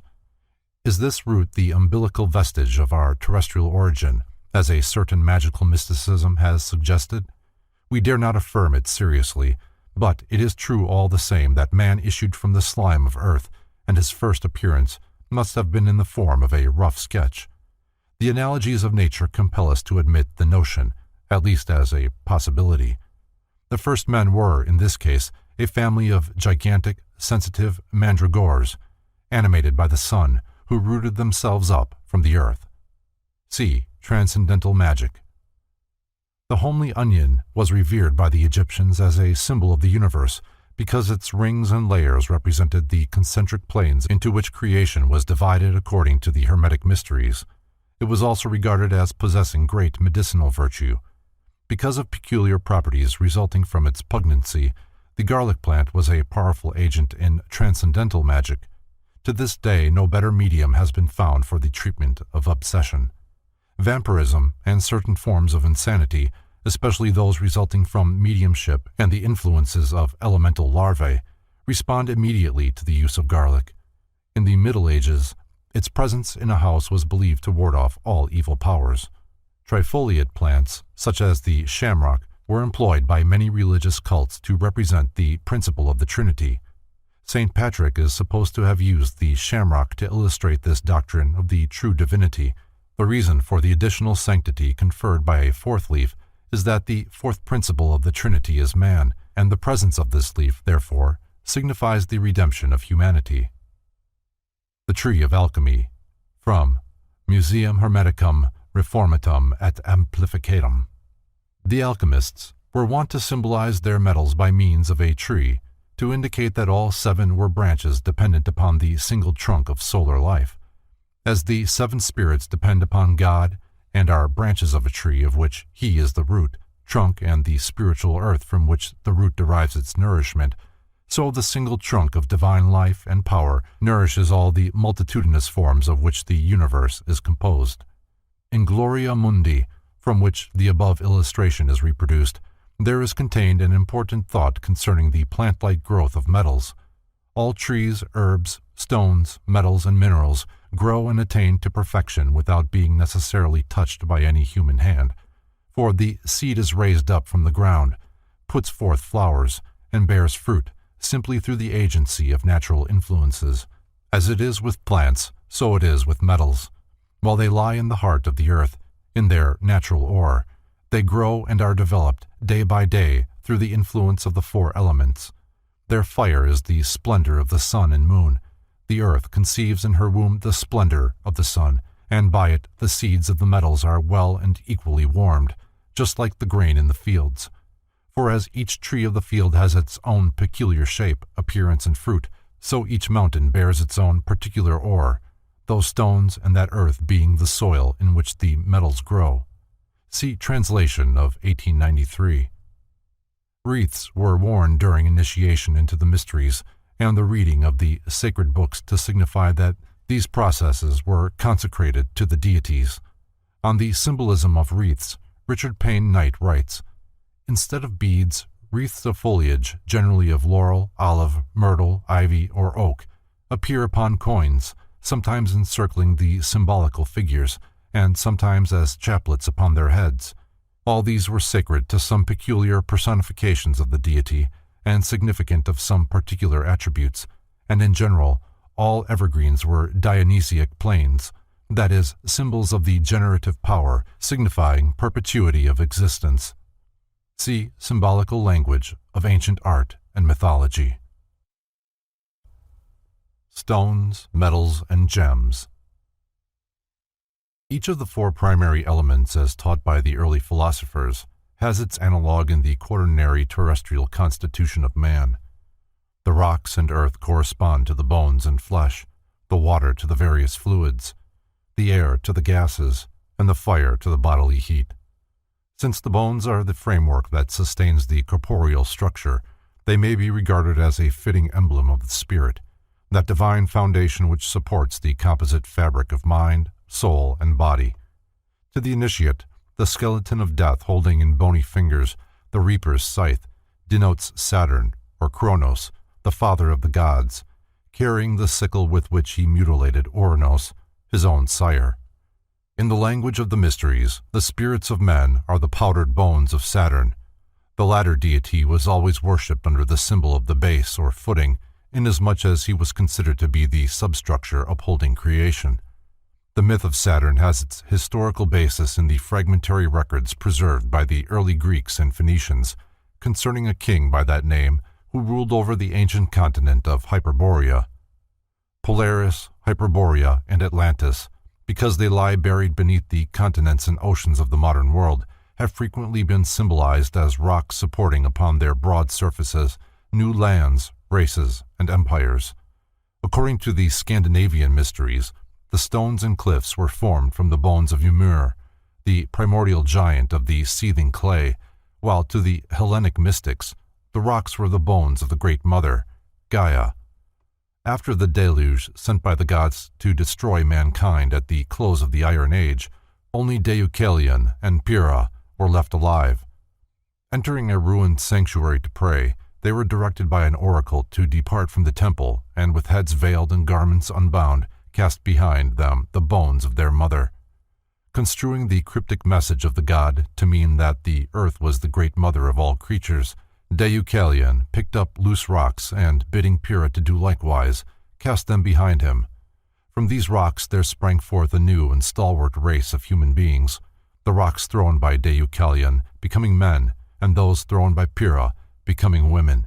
In this allegory is epitomized the mystery of human evolution, for spirit, by ensouling matter, becomes that indwelling power which gradually but sequentially raises the mineral to the status of the plant to the plane of the animal to the dignity of man, and man to the estate of the gods. The solar system was organized by forces operating inward from the great ring of the Saturnian sphere, and since the beginnings of all things were under the control of Saturn, the most reasonable inference is that the first forms of worship were dedicated to him and his peculiar symbol, the stone. Thus the intrinsic nature of Saturn is synonymous with that spiritual rock which is the enduring foundation of the solar temple and has its antitype or lower octave in that terrestrial rock, the planet Earth, which sustains upon its jagged surface the diversified genera of mundane life. Although its origin is uncertain, litholatry undoubtedly constitutes one of the earliest forms of religious expression. Throughout all the world, writes Godfrey Higgins, the first object of idolatry seems to have been a plain, unwrought stone placed in the ground as an emblem of the generative or procreative powers of nature. See the Celtic Druids. Remnants of stone worship are distributed over the greater part of the earth's surface, a notable example being the menhirs at Carnac in Brittany, where several thousand gigantic uncut stones are arranged in 11 orderly rows. Many of these monoliths stand over 20 feet out of the sand in which they are embedded, and it has been calculated that some of the larger ones weigh as much as 250,000 pounds. By some it is believed that certain of the menhirs mark the location of buried treasure, but the most plausible view is that which regards Carnac as a monument to the astronomical knowledge of antiquity. Scattered throughout the British Isles and Europe, these cairns, dolmens, menhirs, and sistvins stand as mute but eloquent testimonials to the existence and achievements of races now extinct. Of particular interest are the rocking or logan stones, which evince the mechanical skill of these early peoples. These relics consist of enormous boulders poised upon one or two small points in such a manner that the slightest pressure will sway them, but the greatest effort is not sufficient to overthrow them. These were called living stones by the Greeks and Latins, the most famous one being the Gregorian stone in the Strait of Gibraltar. Though so perfectly balanced that it could be moved with the stalk of a daffodil, this rock could not be upset by the combined weight of many men. There is a legend that Hercules raised a rocking stone over the graves of the two sons of Boreas, whom he had killed in combat. This stone was so delicately poised that it swayed back and forth with the wind, but no application of force could overturn it. A number of Logan stones have been found in Britain, traces of one no longer standing having been discovered in Stonehenge. See the Celtic Druids. It is interesting to note that the green stones forming the inner ring of Stonehenge are believed to have been brought from Africa. In many cases, the monoliths are without carving or inscription, for they undoubtedly antedate both the use of tools and the art of writing. In some instances, the stones have been trued into columns or obelisks, as in the runic monuments and the Hindu lingams and Sakti stones. In other instances, they are fashioned into rough likenesses of the human body, as in the Eastern Island statues, or into the elaborately sculptured figures of the Central American Indians and the Khmers of Cambodia. The first rough stone images can hardly be considered as effigies of any particular deity, but rather as the crude effort of primitive man to portray in the enduring qualities of stone the procreative attributes of abstract divinity. An instinctive recognition of the stability of deity has persisted through all the intervening ages between primitive man and modern civilization. Ample proof of the survival of litholatry in the Christian faith is furnished by allusions to the rock of refuge, the rock upon which the Church of Christ was to be founded, the cornerstone which the builders rejected, Jacob's stony pillow which he set up and anointed with oil, the sling stone of David, the rock Moriah upon which the altar of King Solomon's temple was erected, the white stone of Revelation, and the rock of ages. Stones were highly venerated by prehistoric peoples primarily because of their usefulness. Jagged bits of stone were probably man's first weapons. Rocky cliffs and crags constituted his first fortifications, and from these vantage points he hurled loose boulders down upon marauders. In caverns or rude huts fashioned from the slabs of rock, the first humans protected themselves from the rigors of the elements. Stones were set up as markers and monuments to primitive achievement. They were also placed upon the graves of the dead, probably as a precautionary measure to prevent the depredations of wild beasts. During migrations, it was apparently customary for primitive peoples to carry about with them stones taken from their original habitat. As the homeland or birthplace of a race was considered sacred, these stones were emblematic of that universal regard shared by all nations for the place of their geniture. The discovery that fire could be produced by striking together two pieces of stone augmented man's reverence for stones, but ultimately the hitherto unsuspected world of wonders opened by the newly discovered element of fire caused pyrolatry to supplant stone worship. The dark, cold father, stone, gave birth out of itself to the bright, glowing sun, fire. And the newly born flame, by displacing its parent, became the most impressive and mysterious of all religio-philosophic symbols, widespread and enduring through the ages. Saturn, swallowing the stone substituted for Jupiter. From Catrari's Immagini degli Dei degli Antichi. Saturn, having been warned by his parents that one of his own children would dethrone him, devoured each child at birth. At last Rhea, his wife, in order to save Jupiter, her sixth child, substituted for him a rock enveloped in swaddling clothes, which Saturn, ignorant of the deception practiced upon him, immediately swallowed. Jupiter was concealed on the island of Crete until he attained manhood, when he forced his father to disgorge the 5 children he had eaten. The stone, swallowed by Saturn in lieu of his youngest son, was placed by Jupiter at Delphi, where it was held in great veneration and was daily anointed. The body of everything was likened to a rock, trued either into a cube or more ornately chiseled to form a pedestal, while the spirit of everything was likened to the elaborately carved figure surmounting it. Accordingly, altars were erected as a symbol of the lower world, and fires were kept burning upon them to represent that spiritual essence illuminating the body it surmounted. The square is actually one surface of a cube, its corresponding figure in plane geometry, and its proper philosophic symbol. Consequently, when considering the earth as an element and not as a body, the Greeks, Brahmins, and Egyptians always referred to its 4 corners, although they were fully aware that the planet itself was a sphere. Because their doctrines were the sure foundation of all knowledge and the first step in the attainment of conscious immortality, the mysteries were often represented as cubical or pyramidal stones. Conversely, these stones themselves became the emblem of that condition of self-achieved godhood. The unchangeability of the stone made it an appropriate emblem of God, the immovable and unchangeable source of existence, and also of the divine sciences, the eternal revelation of himself to mankind. As the personification of the rational intellect, which is the true foundation of human life, Mercury, or Hermes, was symbolized in a like manner. Square or cylindrical pillars, surmounted by a bearded head of Hermes and called Herme, were set up in public places. Terminus, a form of Jupiter and god of boundaries and highways, from whose name is derived the modern word terminal, was also symbolized by an upright stone, sometimes ornamented with the head of the god, which was placed at the borders of provinces and the intersections of important roads.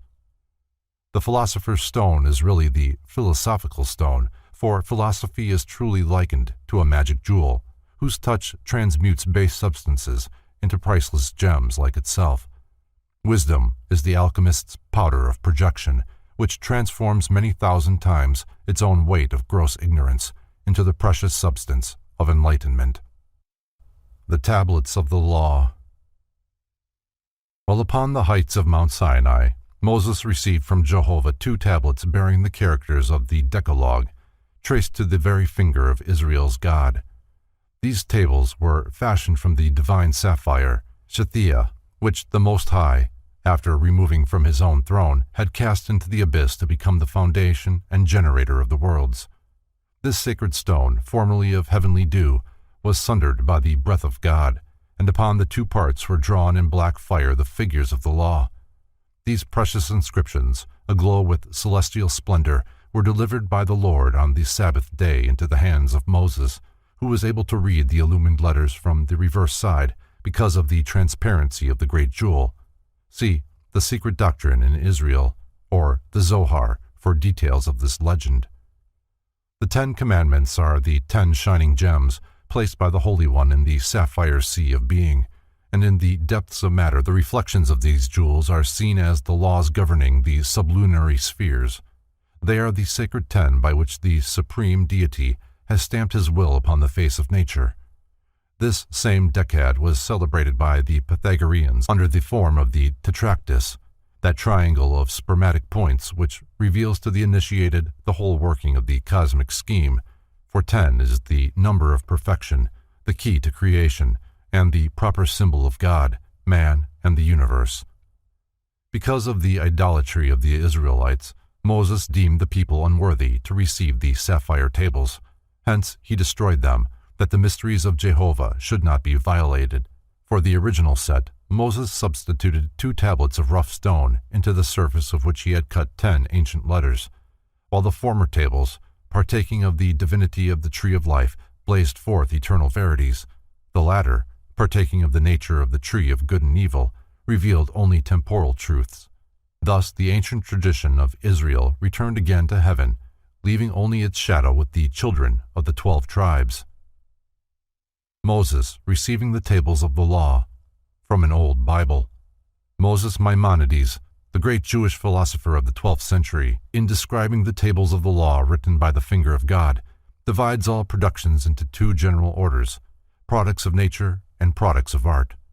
God works through nature and man through art, he asserts in his Guide for the Perplexed. Thus the word of the Lord is the hand, or active principle, by which the will of the Creator is traced upon the face of his creation. The Tanaim, or initiates of the Jewish mystery school, alone possessed a complete understanding of the significance of the 10 Commandments. These laws are esoterically related to the 10 degrees of contemplation, constituting the path of ecstasy, which winds upward through the 4 worlds and ends in the effulgence of Ein Sof. One of the 2 tables of stone delivered by the lawgiver to his followers stood for the oral, the other for the written traditions upon which the rabbinical school was founded. Authorities differ widely as to the size and substance of the inferior tables. Some describe them as being so small that they could be held in the hollow of a man's hand. Others declare that each table was 10 or 12 cubits in length and of enormous weight. A few even deny that the tables were of stone, maintaining that they were of a wood called cedar, which, according to the Mohammedans, grows profusely in paradise.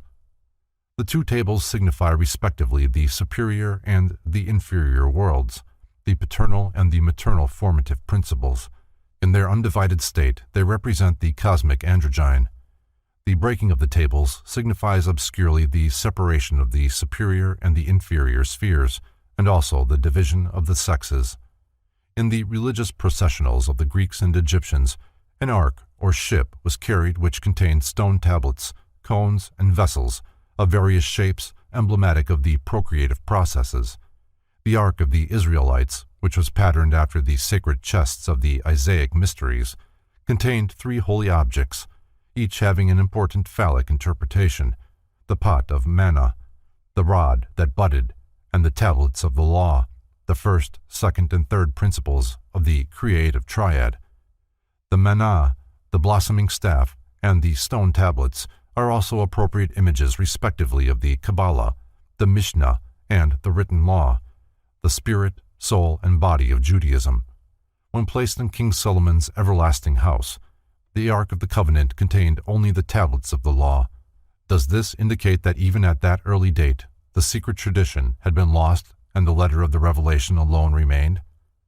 As representing the power that fabricated the lower or demiurgic sphere, the tablets of stone were sacred to Jehovah in contradistinction to the tablets of sapphire that signified the potency that established the higher or celestial sphere.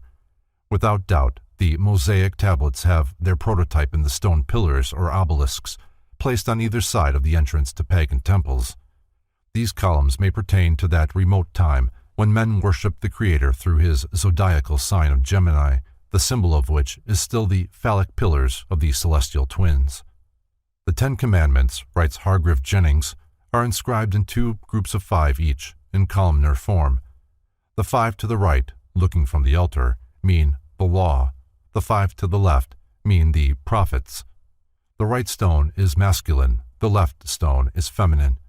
They correspond to the 2 disjoined pillars of stone, or towers, in the front of every cathedral and of every temple in the heathen times. See the Rosicrucians, their rites and mysteries. The same author states that the law is masculine because it was delivered direct from the deity, while the prophets, or gospels, were feminine because born through the nature of man. The right tablet of the law further signifies Yakin, the white pillar of light, the left tablet, Boaz, the shadowy pillar of darkness. These were the names of the 2 pillars cast from brass set up on the porch of King Solomon's temple. They were 18 cubits in height and beautifully ornamented with wreaths of chainwork, nets, and pomegranates. On the top of each pillar was a large bowl, now erroneously called a ball or globe, one of the bowls probably containing fire and the other water. The celestial globe, originally the bowl of fire, surmounting the right-hand column, Yakin, symbolized the divine man. The terrestrial bowl, the bowl of water, surmounting the left-hand column, Boaz, signified the earthly man. These 2 pillars respectively connote also the active and the passive expressions of divine energy, the sun and the moon, sulfur and salt, good and bad, light and darkness. Between them is a door leading into the house of God, and standing thus at the gates of sanctuary, they are a reminder that Jehovah is both an androgynous and an anthropomorphic deity. As 2 parallel columns, they denote the zodiacal signs of Cancer and Capricorn, which were formerly placed in the chamber of initiation to represent birth and death, the extremes of physical life. They accordingly signify the summer and the winter solstices, now known to Freemasons under the comparatively modern appellation of the 2 St. Johns. In the mysterious Sephirothic Tree of the Jews, these 2 pillars symbolize mercy and severity. Standing before the gate of King Solomon's temple, these columns had the same symbolic import as the obelisks before the sanctuaries of Egypt. When interpreted Kabbalistically, the names of the 2 pillars mean, "In strength my house shall be established." In the splendor of mental and spiritual illumination, the high priest stood between the pillars as a mute witness to the perfect virtue of equilibrium, that hypothetical point equidistant from all extremes. He thus personified the divine nature of man in the midst of his compound constitution, the mysterious Pythagorean monad in the presence of the duad. On one side towered the stupendous column of the intellect, on the other the brazen pillar of the flesh. Midway between these 2 stands the glorified wise man, but he cannot reach this high estate without first suffering upon the cross, made by joining these pillars together.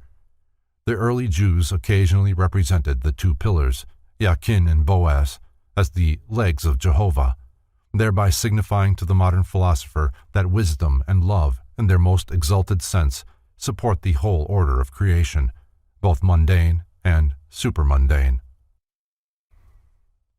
The Holy Grail. Like the sapphire Shathia, the lapis exilis, crown jewel of the archangel Lucifer, fell from heaven. Michael, archangel of the sun and the hidden God of Israel, at the head of the angelic hosts, swooped down upon Lucifer and his legions of rebellious spirits. During the conflict, Michael, with his flaming sword, struck the flashing lapis exilis from the coronet of his adversary, and the green stone fell through all the celestial rings into the dark and immeasurable abyss. Out of Lucifer's radiant gem was fashioned the Sangreal, or Holy Grail, from which Christ is said to have drunk at the Last Supper. Though some controversy exists as to whether the Grail was a cup or a platter, it is generally depicted in art as a chalice of considerable size and unusual beauty. According to the legend, Joseph of Arimathea brought the Grail cup to the place of the crucifixion, and in it caught the blood pouring from the wounds of the dying Nazarene. Later, Joseph, who had become custodian of the sacred relics, the Sangreal and the Spear of Longinus, carried them into a distant country. According to one version, his descendants finally placed these relics in Glastonbury Abbey in England. According to another, in a wonderful castle on Mount Salvet, Spain, built by angels in a single night. Under the name of Preston John, Parsifal, the last of the Grail kings, carried the Holy Cup with him into India, and it disappeared forever from the Western world. Subsequent search for the Sangreal was the motif for much of the knight-errantry of the Arthurian legends and the ceremonials of the Round Table. See the Morte d'Arthur.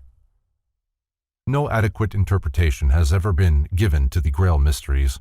Some believe the Knights of the Holy Grail to have been a powerful organization of Christian mystics, perpetuating the ancient wisdom under the rituals and sacraments of the oracular cup. The quest for the Holy Grail is the eternal search for truth, and Albert G. Mackey sees in it a variation of the Masonic legend of the lost word, so long sought by the brethren of the craft. There is also evidence to support the claim that the story of the Grail is an elaboration of an early pagan nature myth, which has been preserved by reason of the subtle manner in which it was engrafted upon the cult of Christianity. From this particular viewpoint, the Holy Grail is undoubtedly a type of the ark or vessel in which the life of the world is preserved, and therefore is significant of the body of the Great Mother, Nature. Its green color relates it to Venus and to the mystery of generation, also to the Islamic faith whose sacred color is green and whose Sabbath is Friday, the day of Venus. The Holy Grail is a symbol both of the lower or irrational world and of the bodily nature of man, because both are receptacles for the living essences of the superior worlds. Such is the mystery of the redeeming blood which, descending into the condition of death, overcomes the last enemy by ensouling all substance with its own immortality. To the Christian, whose mystic faith especially emphasizes the love element, the Holy Grail typifies the heart in which continually swirls the living water of eternal life. Moreover, to the Christian, the search for the Holy Grail is the search for the real self, which, when found, is the consummation of the magnum opus. The Holy Cup can be discovered only by those who have raised themselves above the limitations of sensuous existence. In his mystic poem, The Vision of Sir Launfal, James Russell Lowell describes the true nature of the Holy Grail by showing that it is visible only to a certain state of spiritual consciousness. Only upon returning from the vain pursuit of haughty ambition did the aged and broken knight see the transformed leper's cup, the glowing chalice of his lifelong dream. Some writers trace a similarity between the Grail legend and the stories of the martyred sun gods, whose blood, descending from heaven into the earth, was caught in the cup of matter and liberated therefrom by the initiatory rites. The Holy Grail may also be the seed pod so frequently employed in the ancient mysteries as an emblem of germination and resurrection, and if the cup-like shape of the Grail be derived from the flower, it signifies the regeneration and spiritualization of the generative forces in man. There are many accounts of stone images which, because of the substances entering into their composition and the ceremonials attendant upon their construction, were ensouled by the divinities whom they were created to resemble. To such images were ascribed various human faculties and powers, such as speech, thought, and even motion, while renegade priests doubtless resorted to trickery, an instance of which is related in a curious apocryphal fragment entitled Bel and the Dragon, and supposedly deleted from the end of the Book of Daniel. Many of the phenomena recorded in connection with sanctified statues and relics can hardly be explained unless the work of supernatural agencies be admitted. History records the existence of stones which, when struck, threw all who heard the sound into a state of ecstasy. There were also echoing images which whispered for hours after the room itself had become silent, and musical stones productive of the sweetest harmonies. In recognition of the sanctity which the Greeks and Latins ascribed to stones, they placed their hands upon certain consecrated pillars when taking an oath. In ancient times, stones played a part in determining the fate of accused persons, for it was customary for juries to reach their verdicts by dropping pebbles into a bag. Divination by stones was often resorted to by the Greeks, and Helena is said to have foretold by lithomancy the destruction of Troy. Many popular superstitions about stones survive the so-called Dark Ages. Chief among these is the one concerning the famous black stone in the seat of the coronation chair in Westminster Abbey, which is declared to be the actual rock used by Jacob as a pillow. The black stone also appears several times in religious symbolism. It was called Heliogabalus, a word presumably derived from Elagabal, the Syro-Phoenician sun god. This stone was sacred to the sun and declared to possess great and diversified properties. The black stone in the Kaaba at Mecca is still revered throughout the Mohammedan world. It is said to have been white originally, and of such brilliancy that it could be seen many days' journey from Mecca, but as ages passed, it became blackened by the tears of pilgrims and the sins of the world. The magic of metals and gems. According to the teachings of the mysteries, the rays of the celestial bodies, striking the crystallizing influences of the lower world, became the various elements. Partaking of the astral virtues of their source, these elements neutralize certain unbalanced forms of celestial activity and, when properly combined, contribute much to the well-being of man. Little is known today concerning these magical properties, but the modern world may yet find it profitable to consider the findings of the early philosophers who determined these relationships by extensive experimentation. Out of such research arose the practice of identifying the metals with the bones of the various deities. For example, the Egyptians, according to Manetho, considered iron to be the bone of Mars and the lodestone the bone of Horus. By analogy, lead would be the physical skeleton of Saturn, copper of Venus, quicksilver of Mercury, gold of the Sun, silver of the Moon, and antimony of the Earth. It is possible that uranium will prove to be the metal of Uranus and radium to be the metal of Neptune. Examples of Hermes. From Christie's Disquisitions upon the Painted Greek Vases. The primitive custom of worshipping the gods in the form of heaps of stones gave place to the practice of erecting phallic pillars or cones in their honor. These columns differed widely in size and appearance. Some were of gigantic proportions and were richly ornamented with inscriptions or likenesses of the gods and heroes. Others, like the votive offerings of the Babylonians, were but a few inches high without ornament and merely bore a brief statement of the purpose for which they had been prepared or a hymn to the god of the temple in which they were placed. These small baked clay cones were identical in their symbolic meaning with the large Hermes set up by the roadside and in other public places. Later, the upper end of the column was surmounted by a human head. Often, two projections or tenons corresponding to shoulders were placed, one on either side, to support the wreaths of flowers adorning the columns. Offerings, usually of food, were placed near the Hermes. Occasionally, these columns were used to uphold roofs and were numbered among the art objects ornamenting the villas of wealthy Romans. The four ages of the Greek mystics, the Golden Age, the Silver Age, the Bronze Age, and the Iron Age, are metaphoric expressions referring to the four major periods in the life of all things. In the divisions of the day, they signify dawn, midday, sunset, and midnight. In the duration of gods, men, and universes, they denote the periods of birth, growth, maturity, and decay.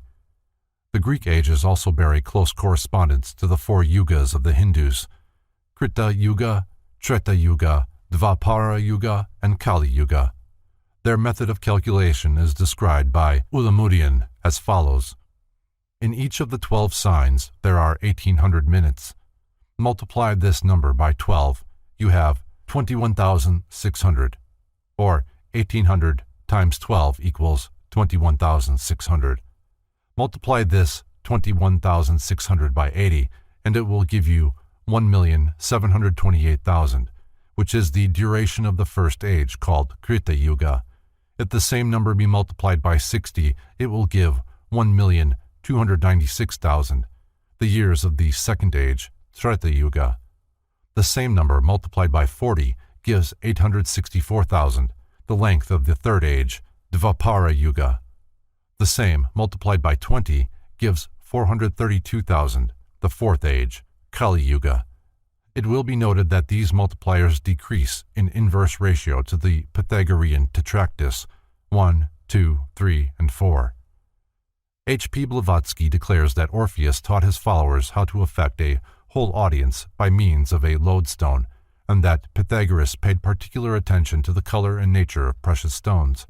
She adds, "The Buddhists assert that the sapphire produces peace of mind, equanimity, and chases all evil thoughts by establishing a healthy circulation in man.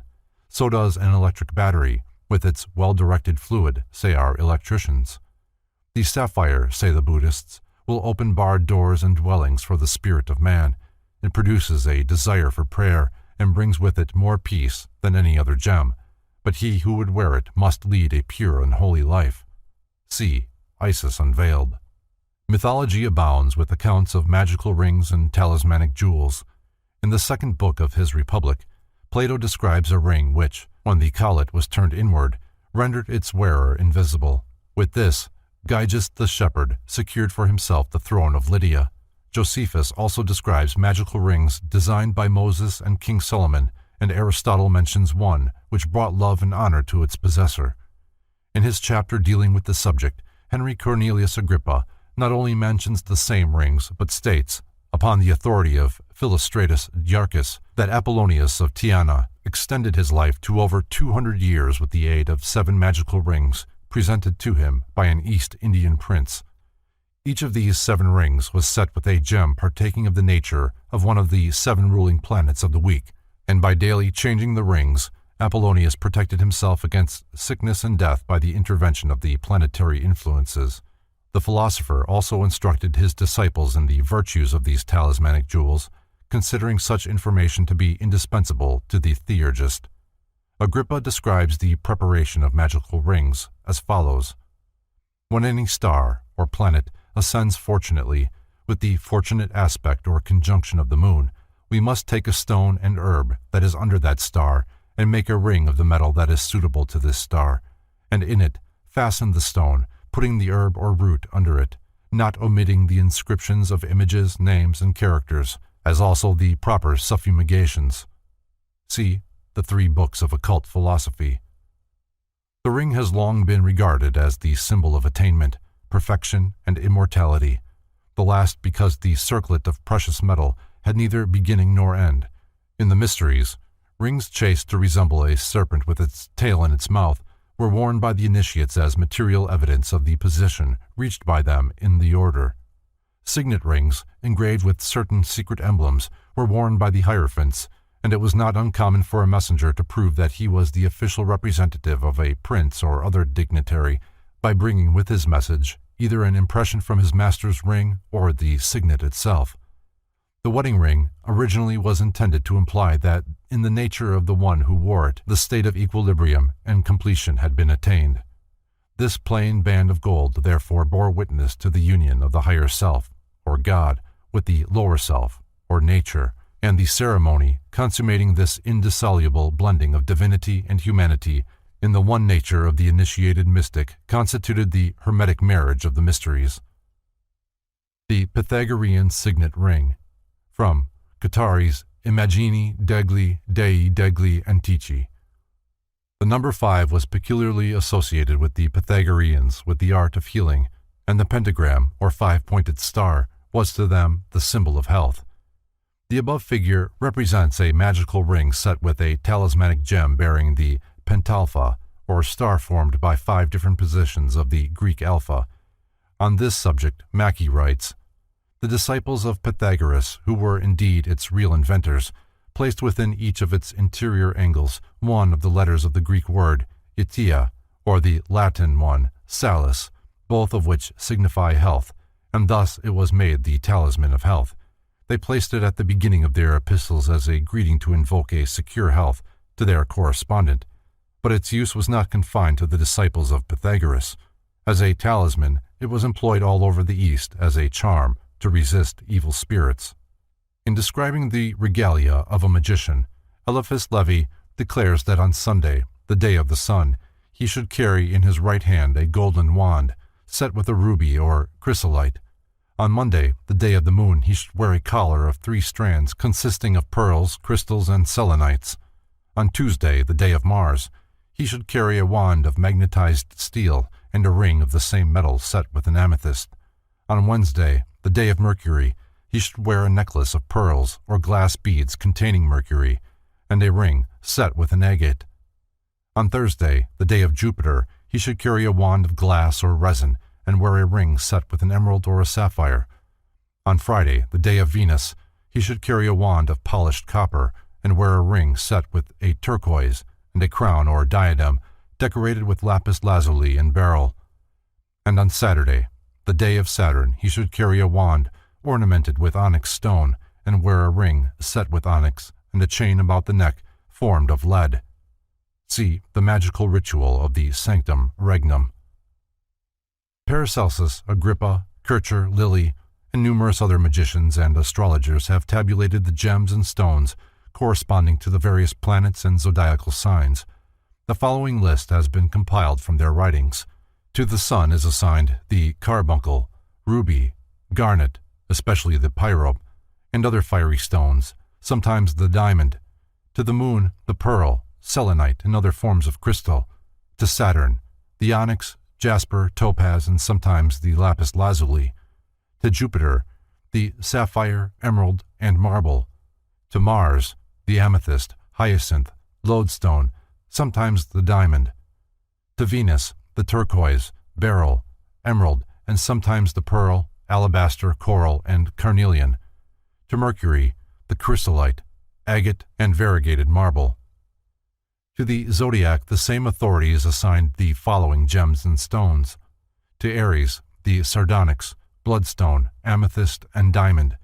To Taurus, the carnelian, turquoise, hyacinth, sapphire, moss agate, and emerald.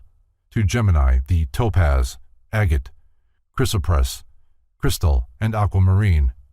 To Cancer, the topaz, chalcedony, black onyx, moonstone, pearl, cat's eye, crystal, and sometimes the emerald. To Leo, the jasper, sardonyx, beryl, ruby, chrysolite, amber, tourmaline, sometimes the diamond. To Virgo, the emerald, carnelian, jade, chrysolite, and sometimes the pink jasper and hyacinth.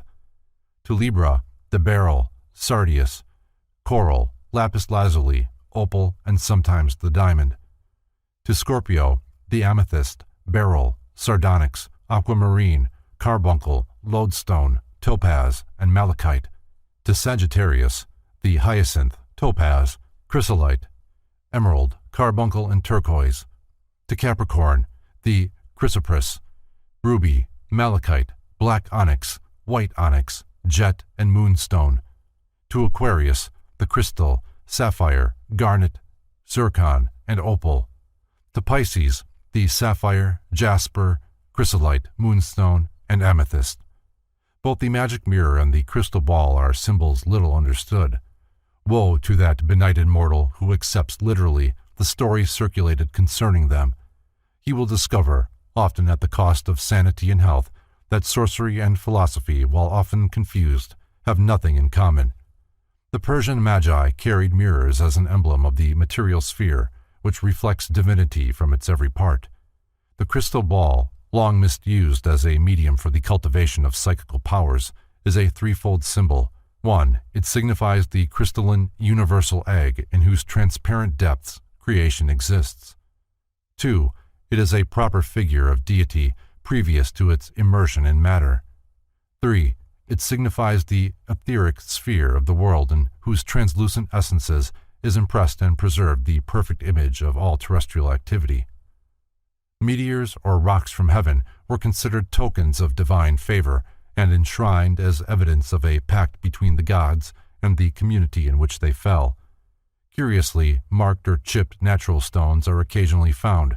In China, there is a slab of marble, the grain of which forms a perfect likeness of the Chinese dragon.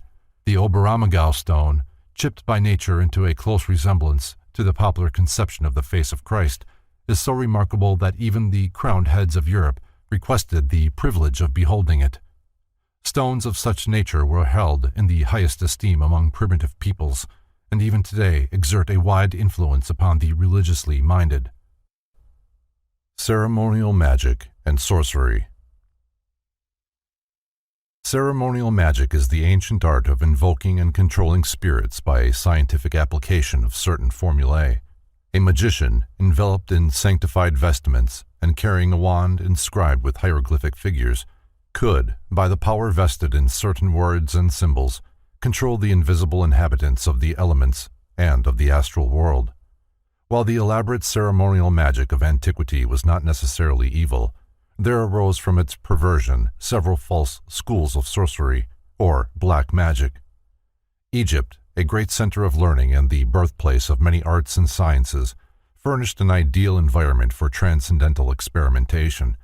Here the black magicians of Atlantis continued to exercise their superhuman powers until they had completely undermined and corrupted the morals of the primitive mysteries. By establishing a sacerdotal caste, they usurped the position formerly occupied by the initiates and seized the reins of spiritual government. Thus black magic dictated the state religion and paralyzed the intellectual and spiritual activities of the individual by demanding his complete and unhesitating acquiescence in the dogma formulated by the priestcraft. The pharaoh became a puppet in the hands of the Scarlet Council, a committee of arch-sorcerers elevated to power by the priesthood. These sorcerers then began the systematic destruction of all keys to the ancient wisdom so that none might have access to the knowledge necessary to reach adeptship without first becoming one of their order. They mutilated the rituals of the mysteries while professing to preserve them, so that even though the neophyte passed through the degrees, he could not secure the knowledge to which he was entitled. Idolatry was introduced by encouraging the worship of the images, which in the beginning the wise had erected solely as symbols for study and meditation.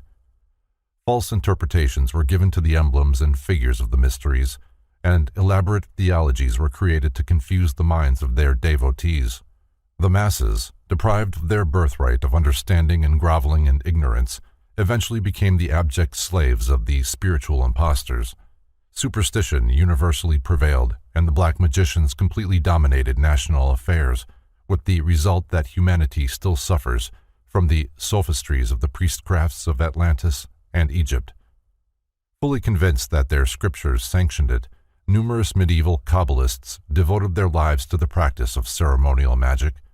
The transcendentalism of the Kabbalists is found upon the ancient and magical formula of King Solomon, who has long been considered by the Jews as the prince of ceremonial magicians. Among the Kabbalists of the Middle Ages were a great number of black magicians who strayed from the noble concepts of the Sefer Yetzirah and became enmeshed in demonism and witchcraft. They sought to substitute magic mirrors, consecrated daggers, and circles spread around posts of coffin nails for the living of that virtuous life which, without the assistance of complicated rituals or submundane creatures, unfailingly brings man to the state of true individual completion. Those who sought to control elemental spirits through ceremonial magic did so largely with the hope of securing from the invisible worlds either rare knowledge or supernatural power. The little red demon of Napoleon Bonaparte and the infamous oracular heads of de Medici are examples of the disastrous results of permitting elemental beings to dictate the course of human procedure. While the learned and godlike daemon of Socrates seems to have been an exception, this really proves that the intellectual and moral status of the magician has much to do with the type of elemental he is capable of invoking. But even the daemon of Socrates deserted the philosopher when the sentence of death was passed.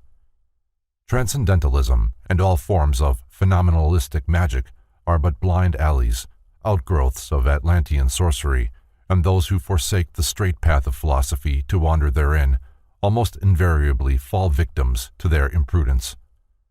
Man, incapable of controlling his own appetites, is not equal to the task of governing the fiery and tempestuous elemental spirits.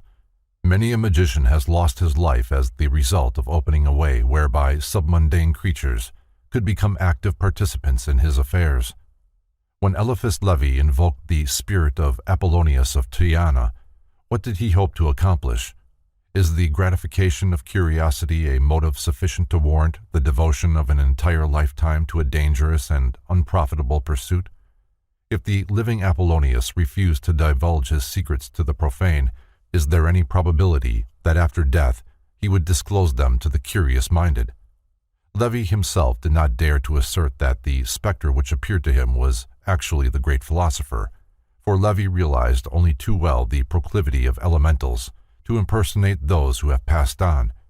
The majority of modern mediumistic apparitions are but elemental creatures masquerading through bodies composed of thought substance, supplied by the various persons desiring to behold these wraiths of decarnate beings. The theory and practice of black magic Some understanding of the intricate theory and practice of ceremonial magic may be derived from a brief consideration of its underlying premises. First, the visible universe has an invisible counterpart, the higher planes of which are peopled by good and beautiful spirits. The lower planes, dark and foreboding, are the habitation of evil spirits and demons under the leadership of the fallen angel and his 10 princes. Second, by means of the secret processes of ceremonial magic, it is possible to contact these invisible creatures and gain their help in some human undertaking. Good spirits willingly lead their assistants to any worthy enterprise, but the evil spirits serve only those who live to pervert and destroy. Third, it is possible to make contracts with spirits whereby the magician becomes, for a stipulated time, the master of an elemental being. Fourth, true black magic is performed with the aid of a demoniacal spirit who serves the sorcerer for the length of his earthly life, with the understanding that after death the magician shall become the servant of his own demon. For this reason, a black magician will go to the inconceivable ends to prolong his physical life, since there is nothing for him beyond the grave. The most dangerous form of black magic is the scientific perversion of occult power for the gratification of personal desire. Its less complex and more universal form is human selfishness, for selfishness is the fundamental cause of all worldly evil.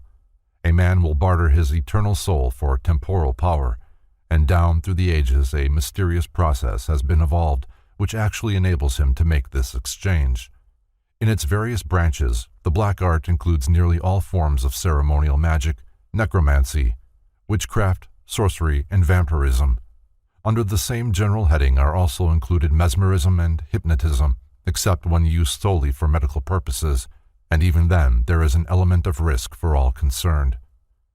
Though the demonism of the Middle Ages seems to have disappeared, there is abundant evidence that in many forms of modern thought, especially the so-called prosperity psychology, willpower building, metaphysics, and systems of high-pressure salesmanship, black magic has merely passed through a metamorphosis, and although its name be changed, its nature remains the same.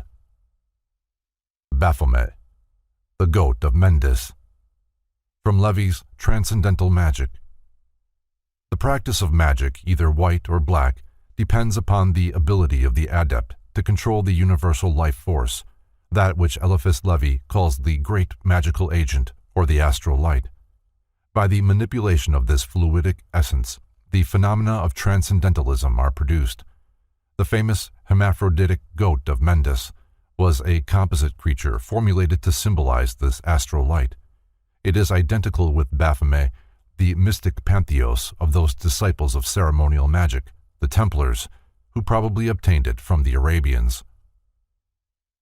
A well-known magician of the Middle Ages was Dr. Johannes Faustus, more commonly known as Dr. Faust. By a study of magical writings, he was enabled to bind to his service an elemental who served him for many years in various capacities. Strange legends are told concerning the magical powers possessed by Dr. Faust. Upon one occasion, the philosopher, being apparently in a playful mood, threw his mantle over a number of eggs in a market woman's basket, causing them to hatch instantly. At another time, having fallen overboard from a small boat, he was picked up and returned to the craft with his clothes still dry. But, like nearly all other magicians, Dr. Faust came at length to disaster. He was found one morning with a knife in his back, and it was commonly believed that his familiar spirit had murdered him. Although Goethe's Dr. Faust is generally regarded as merely a fictional character, this old magician actually lived during the 16th century. Dr. Faust wrote a book describing his experiences with spirits, a section of which is reprinted below. Dr. Faust must not be confused with Johann Fust, the printer. Extract from the Book of Dr. Faust, Wittenberg, 1524. An abridged translation from the original German of a book ordered destroyed. From my youth I followed art and science and was tireless in my reading of books.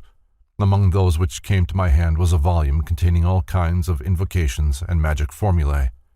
In this book I discovered information to the effect that a spirit, whether he be of the fire, the water, the earth, or the air, can be compelled to do the will of a magician capable of controlling him. I also discovered that according as one spirit has more power than another, each is adapted for a different operation, and each is capable of producing certain supernatural effects. After reading this wonderful book, I made several experiments, desiring to test the accuracy of the statements made therein. At first, I had little faith that what was promised would take place, but at the very first invocation which I attempted, a mighty spirit manifested to me, desiring to know why I had invoked him.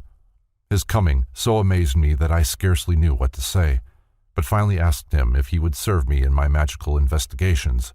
He replied that if certain conditions were agreed upon, he would. The conditions were that I should make a pact with him. This I did not desire to do, but as in my ignorance I had not protected myself with a circle and was actually at the mercy of the spirit, I did not dare to refuse his request and resigned myself to the inevitable, considering it wisest to turn my mantle according to the wind.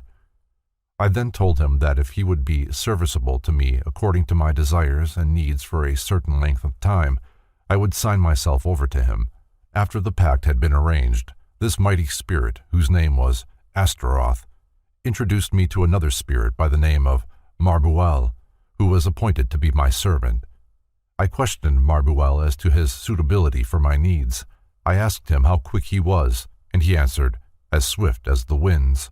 This did not satisfy me, so I replied, "You cannot become my servant. Go again whence you have come." Soon another spirit manifested itself, whose name was Aniguel.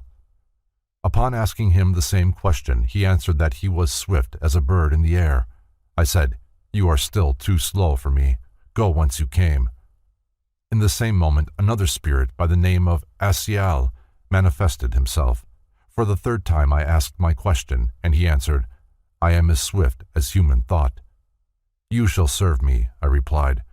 This spirit was faithful for a long time, but to tell you how he served me is not possible in a document of this length, and I will here only indicate how spirits are to be invoked and how the circles for protection are to be prepared. There are many kinds of spirits which will permit themselves to be invoked by man and become his servant. Of these, I will list a few. Asiel, the mightiest among those who serve men. He manifests in pleasing human form, about 3 feet high. He must be invoked 3 times before he will come forth into the circle prepared for him. He will furnish riches and will instantly fetch things from a great distance, according to the will of the magician. He is as swift as human thought.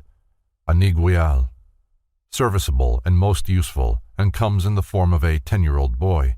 He must be invoked 3 times. His special power is to discover treasures and minerals hidden in the ground, which he will furnish to the magician. Marbuel, a true lord of the mountains, and swift as a bird on the wing. He is an opposing and troublesome spirit, hard to control.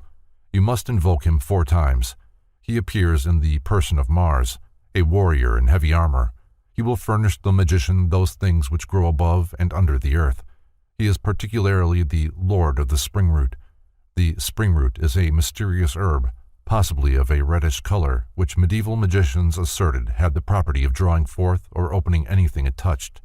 If placed against a locked door, it would open the door. The Hermetists believed that the red-capped woodpecker was specially endowed with the faculty of discovering spring root, so they followed this bird to its nest and then stopped up the hole in the tree where its young were. The red-crested woodpecker went at once in quest of the spring root and, discovering it, brought it to the tree. It immediately drew forth the stopper from the entrance to the nest. The magician then secured the root from the bird. It was also asserted that because of its structure, the etheric body of the spring root was utilized as a vehicle of expression by certain elemental spirits which manifested through the proclivity of drawing out or opening things. Asayabel, a mighty ruler of the sea, controlling things both upon and under the water. He furnishes things lost or sunk in rivers, lakes, and oceans, such as sunken ships and treasures. The more sharply you invoke him, the swifter he is upon his errands. Machiel comes in the form of a beautiful maiden, and by her aid the magician is raised to honor and dignity. She makes those she serves worthy and noble, gracious and kindly, and assists in all matters of litigation and justice. She will not come unless invoked twice. Baruel, the master of all arts, he manifests as a master workman and comes wearing an apron. He can teach a magician more in a moment than all the master workmen of the world combined could accomplish in 20 years. He must be invoked 3 times. These are the spirits most serviceable to man, but there are numerous others which, for lack of space, I am unable to describe. Now, if you desire the aid of the spirit to get this or that, then you must first draw the sign of the spirit whom you desire to invoke. The drawing must be made just in front of a circle, made before sunrise, in which you and your assistants will stand. If you desire financial assistance, then you must invoke the spirit Asiel. Draw his sign in front of the circle. If you need other things, then draw the sign of the spirit capable of furnishing them. On the place where you intend to make the circle, you must first draw a great cross with a large sword with which no one has ever been hurt. Then you must make 3 concentric circles. The innermost circle is made of a long, narrow strip of virgin parchment and must be hung upon 12 crosses made of the wood of crossed thorn. Upon the parchment, you must write the names and symbols according to the figure which follows. Outside the first circle, make the second as follows. First, secure a thread of red silk that has been spun or twisted to the left instead of the right. Then place in the ground 12 crosses made of laurel leaves, and also prepare a long strip of new white paper. Write with an unused pen the characters and symbols as seen on the second circle. Wind this latter strip of paper around with the red silken thread and pin them upon the 12 crosses of laurel leaves. Outside this second circle, make a third one, which is also of virgin parchment, and pinned upon the 12 crosses of consecrated palm. When you have made these 3 circles, retire into them until at last you stand in the center upon a pentagram, drawn in the midst of the great cross, first drawn. Now, to ensure success, do everything according to the description, and when you have read off the sacred invocation, pronounce the name of the spirit which you desire to appear. It is essential that you pronounce the name very distinctly. You must also note the day and the hour, for each spirit can only be invoked at certain times. A magical sword. From Levy's The Magical Ritual. Eliphas Levy describes the preparation of a magical sword in substance as follows. The steel blade should be forged in the hour of Mars, with new tools. The pommel should be of hollow silver containing quicksilver, and the symbols of Mercury and the moon, and the signatures of Gabriel and Samael should be engraved upon it. The hilt should be encased with tin, with the symbol of Jupiter and the signature of Michael engraved upon it. A copper triangle should extend from the hilt along the blade a short distance on each side. These should bear the symbols of Mercury and Venus. 5 Sephiroth should be engraved upon the handle as shown. The blade itself should have the word Malkut upon one side and Kis ut Deus upon the other. The sword should be consecrated on Sunday. A magic circle from The Complete Book of Magic Science, unpublished. The above figure is a complete and faithful representation of a magic circle as designed by medieval conjurers for the invocation of spirits. The magician, accompanied by his assistant, takes his place at the point formed by the crossing of the central lines marked Magister. The words about the circle are the names of the invisible intelligences, and the small crosses mark points at which certain prayers and invocations are recited. The small circle outside is prepared for the spirit to be invoked, and while in use has the signature of the desired intelligence traced within the triangle. While the black magician at the time of signing his pact with the elemental demon may be fully convinced that he is strong enough to control indefinitely the powers placed at his disposal, he is speedily undeceived. Before many years elapse, he must turn all his energies to the problem of self-preservation. A world of horrors to which he has attuned himself by his own covetousness looms nearer every day, until he exists upon the edge of a seething maelstrom, expecting momentarily to be sucked down into its turbid depths. Afraid to die, because he will become the servant of his own demon, the magician commits crime after crime to prolong his wretched earthly existence. Realizing that life is maintained by the aid of a mysterious universal life force, which is the common property of all creatures, The black magician often becomes an occult vampire, stealing this energy from others. According to medieval superstition, black magicians turn themselves into werewolves and roam the earth at night, attacking defenseless victims for the life force contained in their blood. Modus operandi for the invocation of spirits. The following condensed extract from an ancient manuscript is reproduced herewith as representative of the ritualism of ceremonial magic.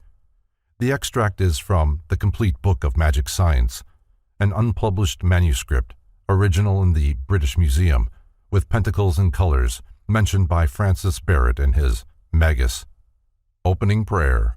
Omnipotent and eternal God, who hath ordained the whole creation for thy praise and glory, and for the salvation of man, I earnestly beseech thee that thou wouldst send one of thy spirits of the order of Jupiter, one of the messengers of Zadkiel, whom thou hast appointed governor of thy firmament at the present time, most faithfully, willingly, and readily to show me these things which I shall ask, command, or require of him, and truly execute my desires. Nevertheless, O most holy God, thy will and not mine be done through Jesus Christ, thine only begotten Son, our Lord. Amen. The Invocation. The magician, having properly consecrated his vestments and utensils, and being protected by his circle, now calls upon the spirits to appear and accede to his demands.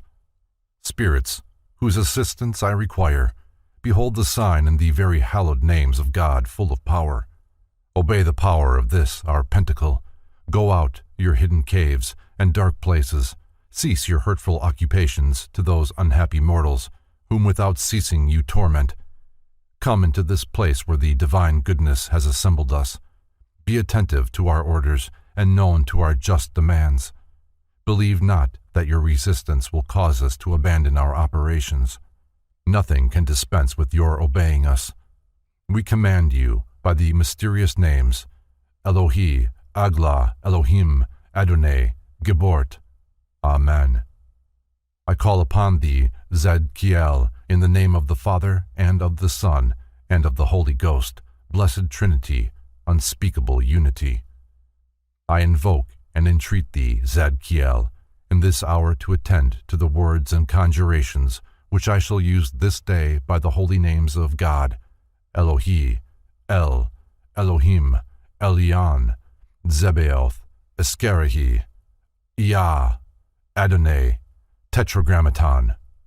I conjure thee, I exorcise thee, thou spirit Zadkiel, by these holy names, Hagios, O Theos, Iskeros, Athanatos, Parakletos, Agla, an Alpha et Omega Iot, Aglanbroth, Abial, Anathiel, Tetragrammaton, and by all other great and glorious, holy and unspeakable, mysterious, mighty, powerful, incomprehensible names of God, that you attend unto the words of my mouth, and send unto me Pabiel, or other of your ministering, serving spirits, who may show me such things as I demand of him, in the name of the Father, and of the Son, and of the Holy Ghost. Amen. I entreat thee, Pabiel, by the whole spirit of heaven, seraphim, cherubim, thrones, dominations, witnesses, powers, principalities, archangels, and angels, by the holy, great, and glorious angels, Orphaniel, Tetradagiel, Salamla, Akimoi, Pastor Poti, that thou come forthwith, readily show thyself that we may see you and audibly hear you. Speak unto us and fulfill our desires, and by your star which is Jupiter, and by all the constellations of heaven, and by whatsoever you obey, and by your character which you have given, proposed, and confirmed, that you attend unto me according to the prayer and petitions which I have made unto Almighty God, and that you forthwith send me one of your ministering spirits, who may willingly, truly, and faithfully fulfill all my desires, and that you command him to appear unto me in the form of a beautiful angel, gently, courteously, affably, and meekly entering into communication with me, and that he neither permitting any evil spirit to approach in any sort of hurt, terrify, or affright me in any way, nor deceiving me in any wise. Through the virtue of our Lord Jesus Christ, in whose name I attend, wait for and expect thy appearance. Fiat, fiat, fiat. Amen, amen, amen. Interrogatories. Having summoned the spirit unto his presence, the magician shall question him as follows. Comest thou in peace in the name of the Father, and of the Son, and of the Holy Ghost? And the spirit shall answer, Yes. Thou art welcome, noble spirit. What is thy name? And the spirit shall answer, Pabiel. I have called thee in the name of Jesu of Nazareth, at whose name every knee doth bow in heaven, earth, and hell, and every tongue shall confess there is no name like unto the name of Jesus, who hath given power unto man to bind and to loose all things in his most holy name, yea, even unto those that trust in his salvation. Art thou the messenger of Zadkiel? And the spirit shall answer, Yes. Wilt thou confirm thyself unto me at this time, and henceforth reveal all things unto me that I shall desire to know, and teach me how I may increase in wisdom and knowledge, and show unto me all the secrets of the magic art, and of all liberal sciences, that I may thereby set forth the glory of Almighty God? And the spirit shall answer, Yes. Then I pray thee, give and confirm thy character unto me, whereby I may call thee at all times, and also swear unto me this oath, and I will religiously keep my vow and covenant unto Almighty God, and will courteously receive thee at all times where thou dost appear unto me. License to depart.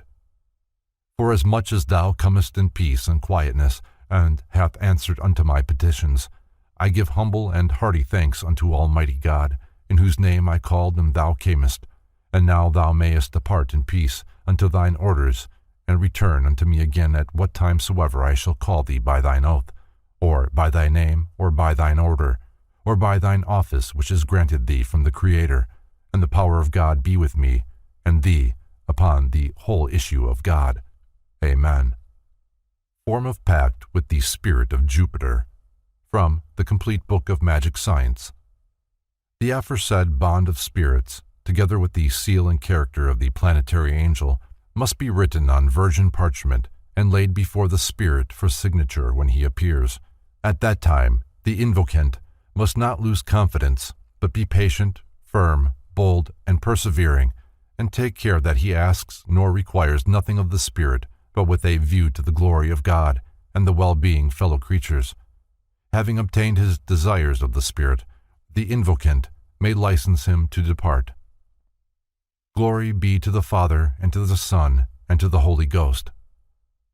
Note: it would be advisable for the invocant to remain in the circle for a few minutes after reciting the license, and if the place of operation be in the open air, let him destroy all traces of the circle, etc., and return quietly to his home.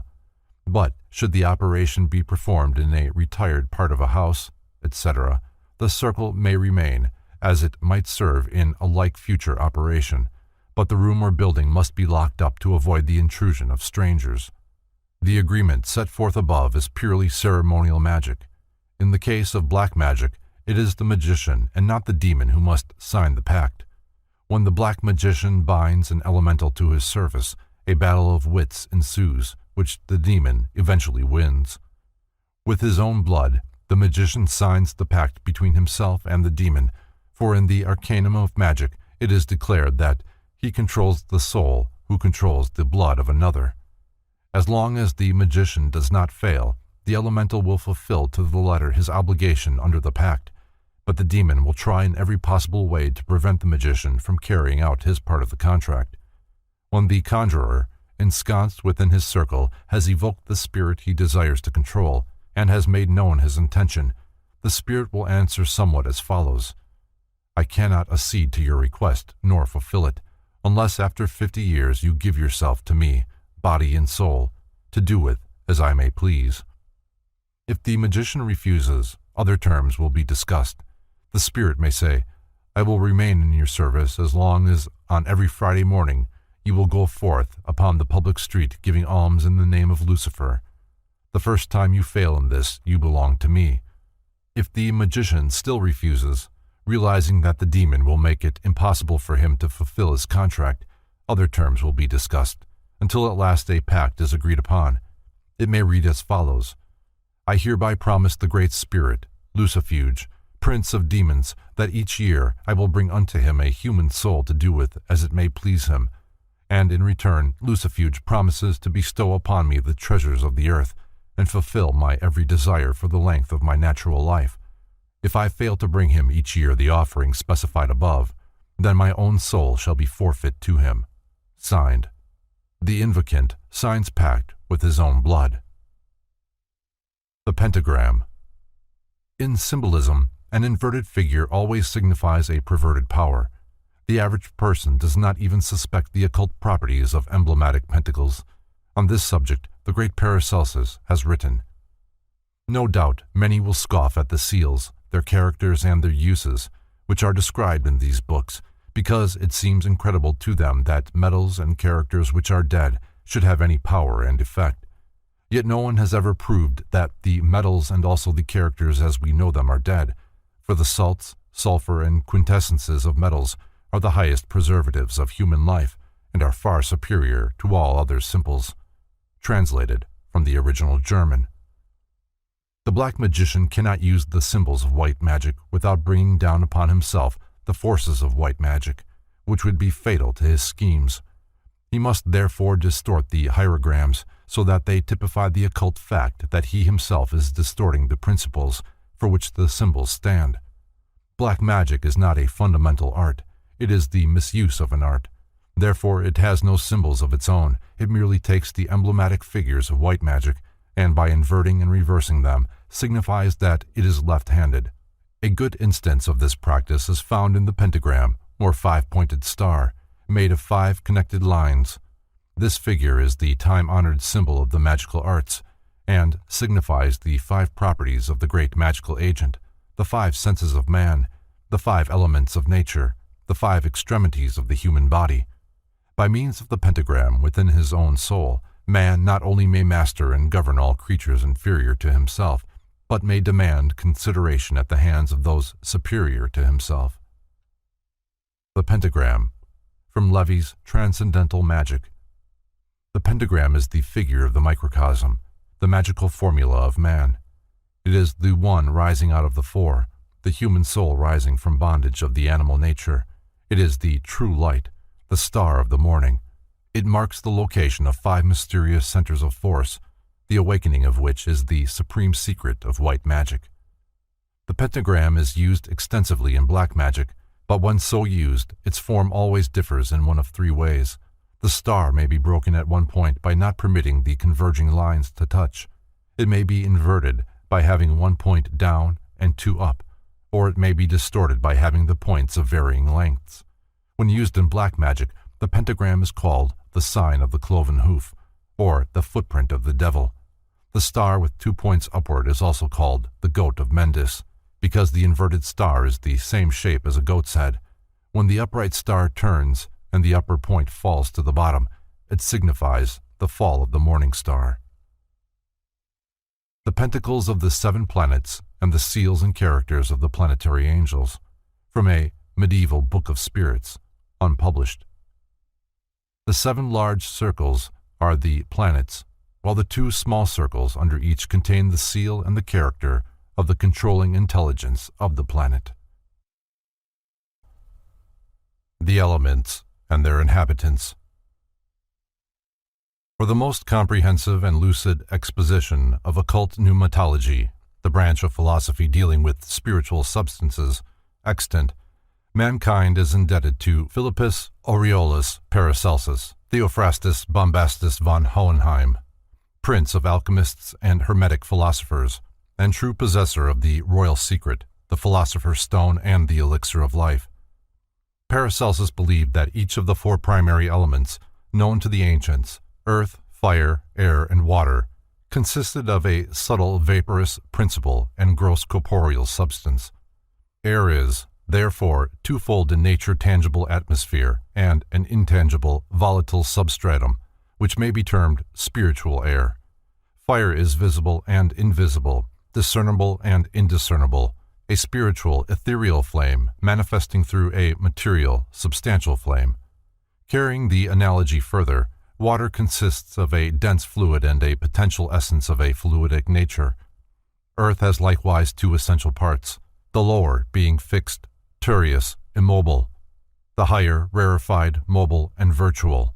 The general term elements has been applied to the lower or physical phases of these four primary principles, and the name elemental essences to their corresponding invisible spiritual constitutions. Minerals, plants, animals, and men live in a world composed of the gross side of these four elements, and from various combinations of them construct their living organisms. Henry Drummond, in Natural Law in the Spiritual World, describes this process as follows. If we analyze this material point at which all life starts, we shall find it to consist of a clear, structureless, jelly-like substance resembling albumen or white of egg. It is made of carbon, hydrogen, oxygen, and nitrogen. Its name is protoplasm, and it is not only the structural unit with which all living bodies start in life, but with which they are subsequently built up. Protoplasm, says Huxley, simple or nucleated, is the formal basis of all life. It is the clay of the potter. The water element of the ancient philosophers has been metamorphosed into the hydrogen of modern science. The air has become oxygen, the fire nitrogen, the earth carbon. Just as visible nature is populated by an infinite number of living creatures, so, according to Paracelsus, the invisible spiritual counterpart of visible nature, composed of the tenuous principles of the visible elements, is inhabited by a host of peculiar beings, to whom he has given the name elementals, and which have later been termed the nature spirits. Paracelsus divided these people of the elements into four distinct groups, which he called gnomes, undines, sylphs, and salamanders. He taught that they were really living entities, many resembling human beings in shape, and inhabiting worlds of their own, unknown to man because his undeveloped senses were incapable of functioning beyond the limitations of the grosser elements. The civilizations of Greece, Rome, Egypt, China, and India believed implicitly in satyrs, sprites, and goblins. They peopled the sea with mermaids, the rivers and fountains with nymphs, and air with fairies, the fire with lares and penetes, and the earth with fauns, dryads, and hamadryads. These nature spirits were held in the highest esteem, and propitiatory offerings were made to them. Occasionally, as the result of atmospheric conditions or the peculiar sensitiveness of the devotee, they became visible. Many authors wrote concerning them in terms which signify that they had actually beheld these inhabitants of nature's finer realms. A number of authorities are of the opinion that many of the gods worshipped by the pagans were elementals, for some of these invisibles were believed to be of commanding stature and magnificent deportment. The Greeks gave the name daemon to some of these elementals, especially those of the higher orders, and worshipped them. Probably the most famous of these daemons is the mysterious spirit which instructed Socrates, and of whom that great philosopher spoke in the highest terms. Those who have devoted much study to the invisible constitution of man realize that it is quite probable the daemon of Socrates and the angel of Jacob Boehm were in reality not elementals, but the overshadowing divine natures of these philosophers themselves. In his notes to Apuleius on the God of Socrates, Thomas Taylor says, "As the daemon of Socrates, therefore, was doubtless one of the highest order, and may be inferred from the intellectual superiority of Socrates to most other men, Apuleius is justified in calling this daemon a god, and that the daemon of Socrates indeed was divine is evident from the testimony of Socrates himself in the first Alcibiades. For in the course of that dialogue he clearly says, 'I have long been of the opinion that God did not as yet direct me to hold any conversation with you.' And in the Apology he most unequivocally evinces that his daemon is allotted a divine transcendency, considered as ranking in the order of daemons. The idea once held that the invisible elements surrounding and interpreting the earth were peopled with living, intelligent beings may seem ridiculous to the prosaic mind of today.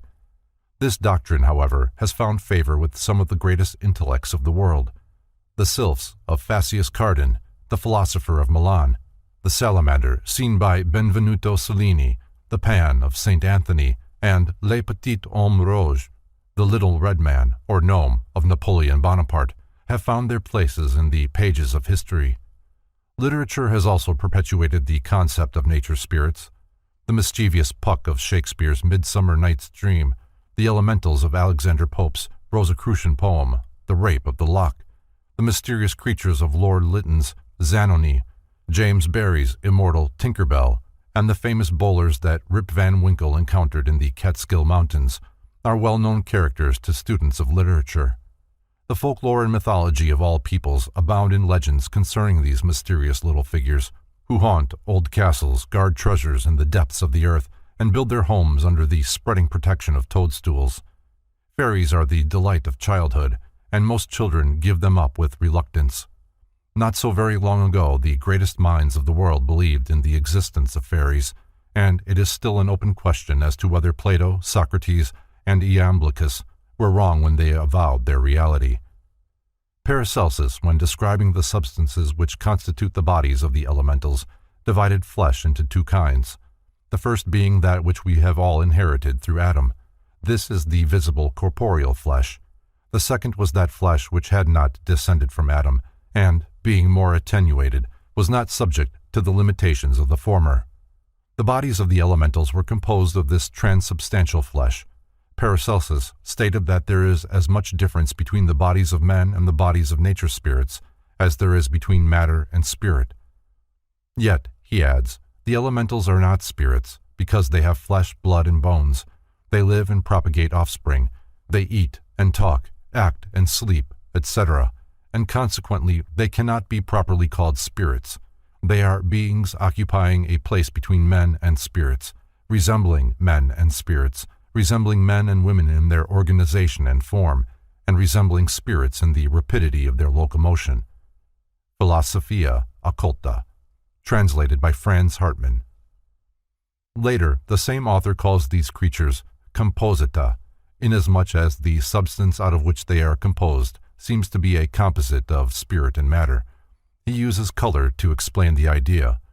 Thus the mixture of blue and red gives purple, a new color, resembling neither of the others, yet composed of both. Such is the case with the nature spirits. They resemble neither spiritual creatures nor material beings, yet are composed of the substance which we may call spiritual matter, or ether.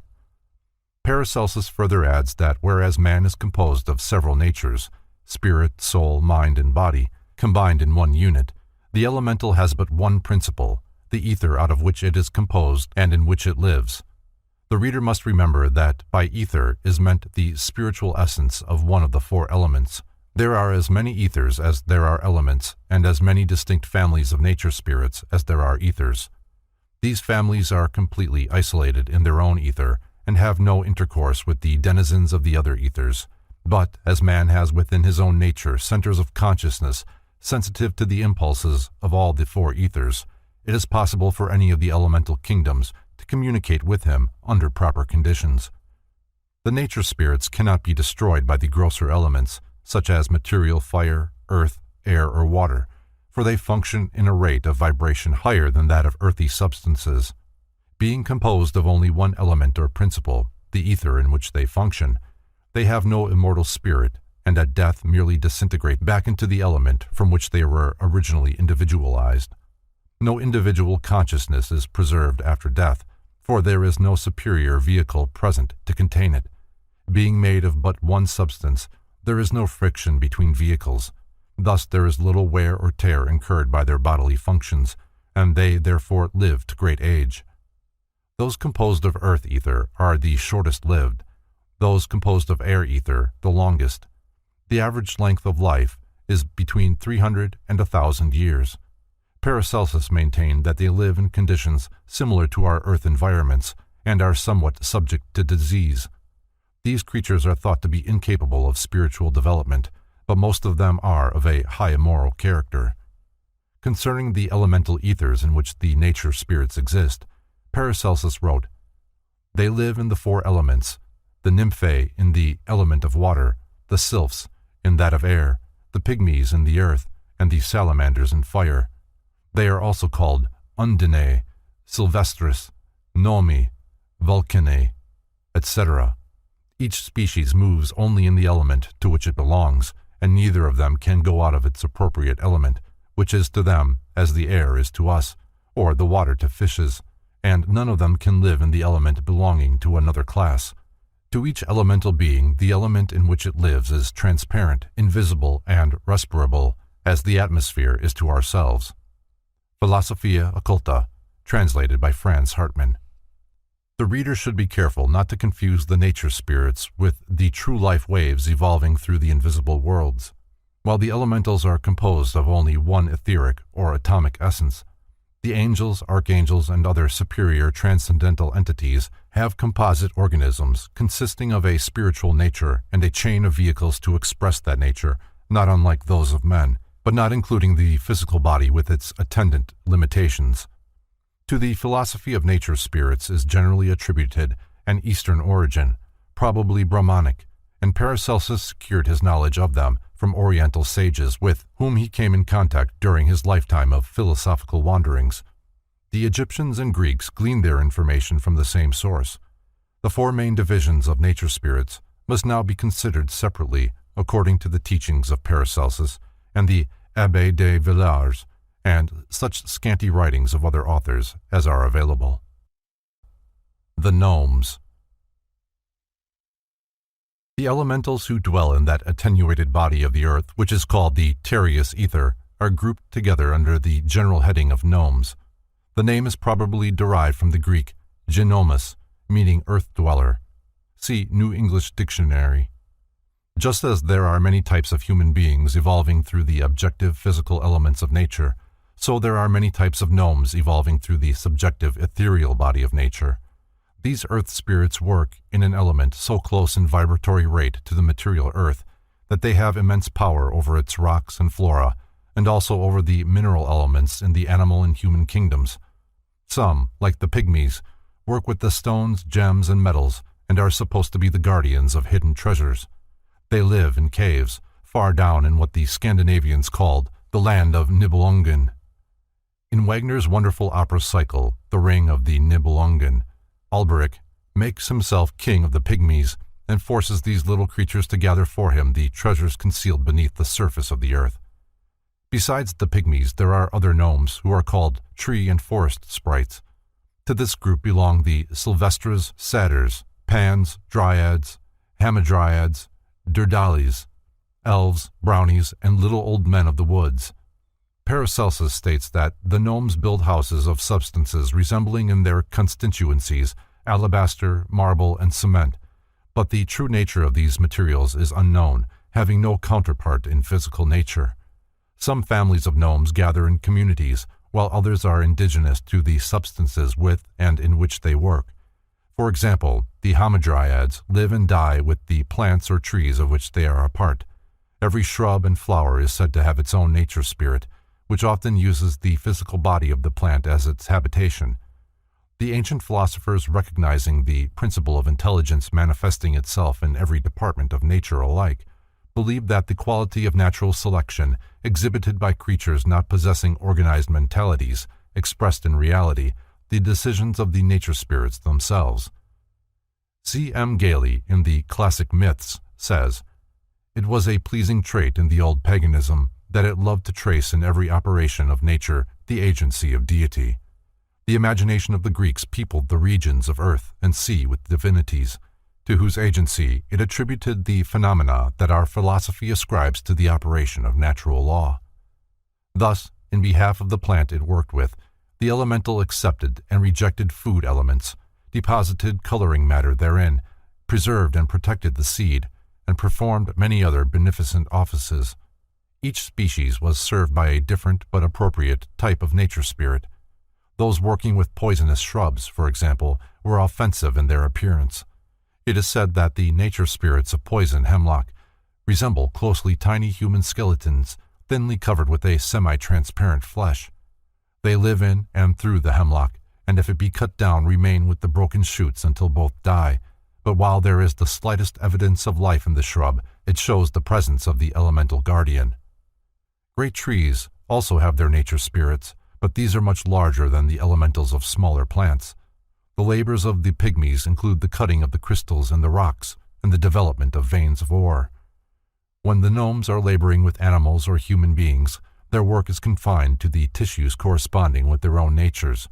Hence, they work with the bones, which belong to the mineral kingdom, and the ancients believed the reconstruction of broken members to be impossible without the cooperation of the elementals. The gnomes are of various sizes, most of them much smaller than human beings, though some of them have the power of changing their stature at will. This is the result of the extreme mobility of the element in which they function. Concerning them, the Abbé de Villars wrote, "The earth is filled well nigh to its center with gnomes, people of slight stature, who are the guardians of treasures, minerals, and precious stones. They are ingenious, friends of man, and easy to govern." Not all authorities agree concerning the amiable disposition of the gnomes. Many state that they are of a tricky and malicious nature, difficult to manage and treacherous. Writers agree, however, that when their confidence is won, they are faithful and true. The philosophers and initiates of the ancient world were instructed concerning these mysterious little people, and were taught how to communicate with them and gain their cooperation in undertakings of importance. The Magi were always warned, however, never to betray the trust of the elementals, for if they did, the invisible creatures, working through the subjective nature of man, could cause them endless sorrow and probably ultimate destruction. So long as the mystic served others, the gnomes would serve him, but if he sought to use their aid selfishly to gain temporal power, they would turn upon him with unrelenting fury. The same was true if he sought to deceive them. The earth spirits meet at certain times of the year in great conclaves, as Shakespeare suggests in his Midsummer Night's Dream, where the elementals all gather to rejoice in the beauty and harmony of nature and the prospects of an excellent harvest. The gnomes are ruled over by a king, whom they greatly love and revere. His name is Gob, hence his subjects are often called goblins. Medieval mystics gave a corner of creation, one of the cardinal points, to each of the four kingdoms of nature spirits, and because of their earthly character, the gnomes were assigned to the north, the place recognized by the ancients as the source of darkness and death. One of the four main divisions of human disposition was also assigned to the gnomes, and because so many of them dwelt in the darkness of caves and the gloom of forests, their temperament was said to be melancholy, gloomy, and despondent. By this it is not meant that they themselves are of such disposition, but rather that they have special control over elements of similar consistency. The gnomes marry and have families, and the female gnomes are called nomides. Some wear clothing woven of the element in which they live. In other instances, their garments are part of themselves and grow with them, like the fur of animals. The gnomes are said to have insatiable appetites, and to spend a great part of the time eating, but they earn their food by diligent and conscientious labor. Most of them are of a miserly temperament, fond of storing things away in secret places. There is abundant evidence of the fact that small children often see the gnomes, inasmuch as their contact with the material side of nature is not yet complete, and they still function, more or less, consciously in the invisible worlds. Conventional gnomes, from Gellerups, Den Eldre Edis Gudesanga. The type of gnome most frequently seen is the brownie, or elf, a mischievous and grotesque little creature from 12 to 18 inches high, usually dressed in green or russet brown. Most of them appear as very aged, often with long white beards, and their figures are inclined to rotundity. They can be seen scampering out of holes in the stumps of trees, and sometimes they vanish by actually dissolving into the tree itself. According to Paracelsus, man lives in the exterior elements, and the elementals live in the interior elements.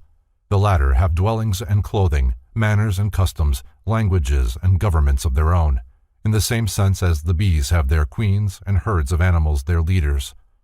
Philosophia Occulta, translated by Franz Hartmann. Paracelsus differs somewhat from the Greek mystics concerning the environmental limitations imposed on the nature spirits. The Swiss philosopher constitutes them of subtle, invisible ethers. According to this hypothesis, they would be visible only at certain times and only to those en rapport with their ethereal vibrations. The Greeks, on the other hand, apparently believed that many nature spirits had material constitutions capable of functioning in the physical world.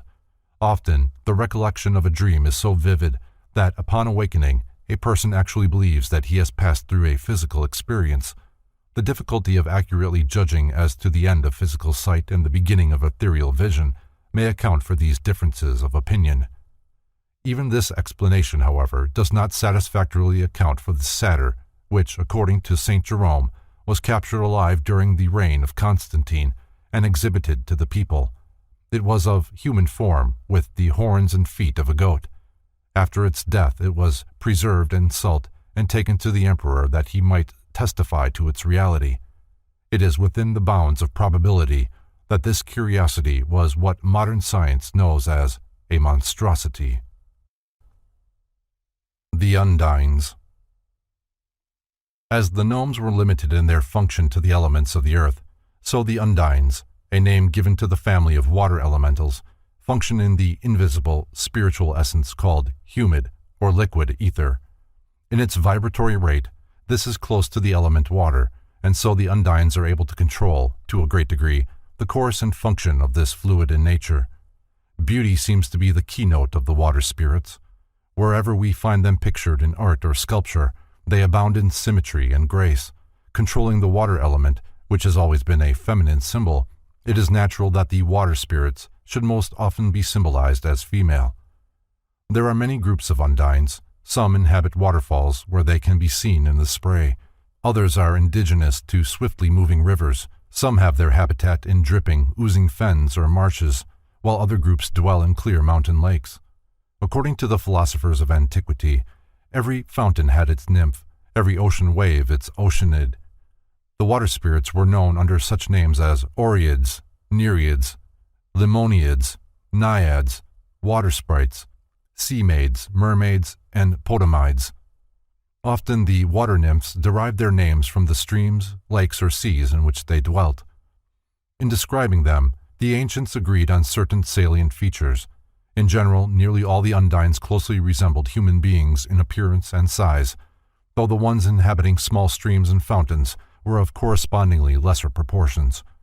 It was believed that these water spirits were occasionally capable of assuming the appearance of normal human beings and actually associating with men and women. There are many legends about these spirits and their adoption by the families of fishermen, but in nearly every case, the Undines heard the call of the waters and returned to the realm of Neptune, the king of the sea. Practically nothing is known concerning the male Undines. The water spirits did not establish homes in the same way that the gnomes did, but lived in coral caves under the ocean or among the reeds growing on the banks of rivers or the shores of lakes. Among the Celts, there is a legend to the effect that Ireland was peopled, before the coming of its present inhabitants, by a strange race of semi-divine creatures. With the coming of the modern Celts, they retired into the marshes and fens, where they remain even to this day. Diminutive Undines lived under lily pads and in little houses of moss sprayed by waterfalls. The Undines worked with the vital essences and liquids in plants, animals, and human beings, and were present in everything containing water. When seen, the Undines generally resembled the goddesses of Greek statuary. They rose from the water draped in mist, and could not exist very long apart from it. A mermaid, from Lacosthenes Prodigiorum ac Ostentorum Chronicon. Probably the most famous of the Undines were the mythological mermaids, with which early mariners peopled the seven seas. Belief in the existence of these creatures, the upper half of their bodies human in form and the lower half fish-like, may have been inspired by flocks of penguins seen at great distance, or possibly seals. In medieval descriptions of mermaids, it was also stated that their hair was green like seaweed, and that they wore wreaths twisted from the blossoms of subaqueous plants and sea anemones. There are many families of Undines, each with its peculiar limitations. It is impossible to consider them here in detail. Their ruler, Nexa, they love and honor, and serve untiringly.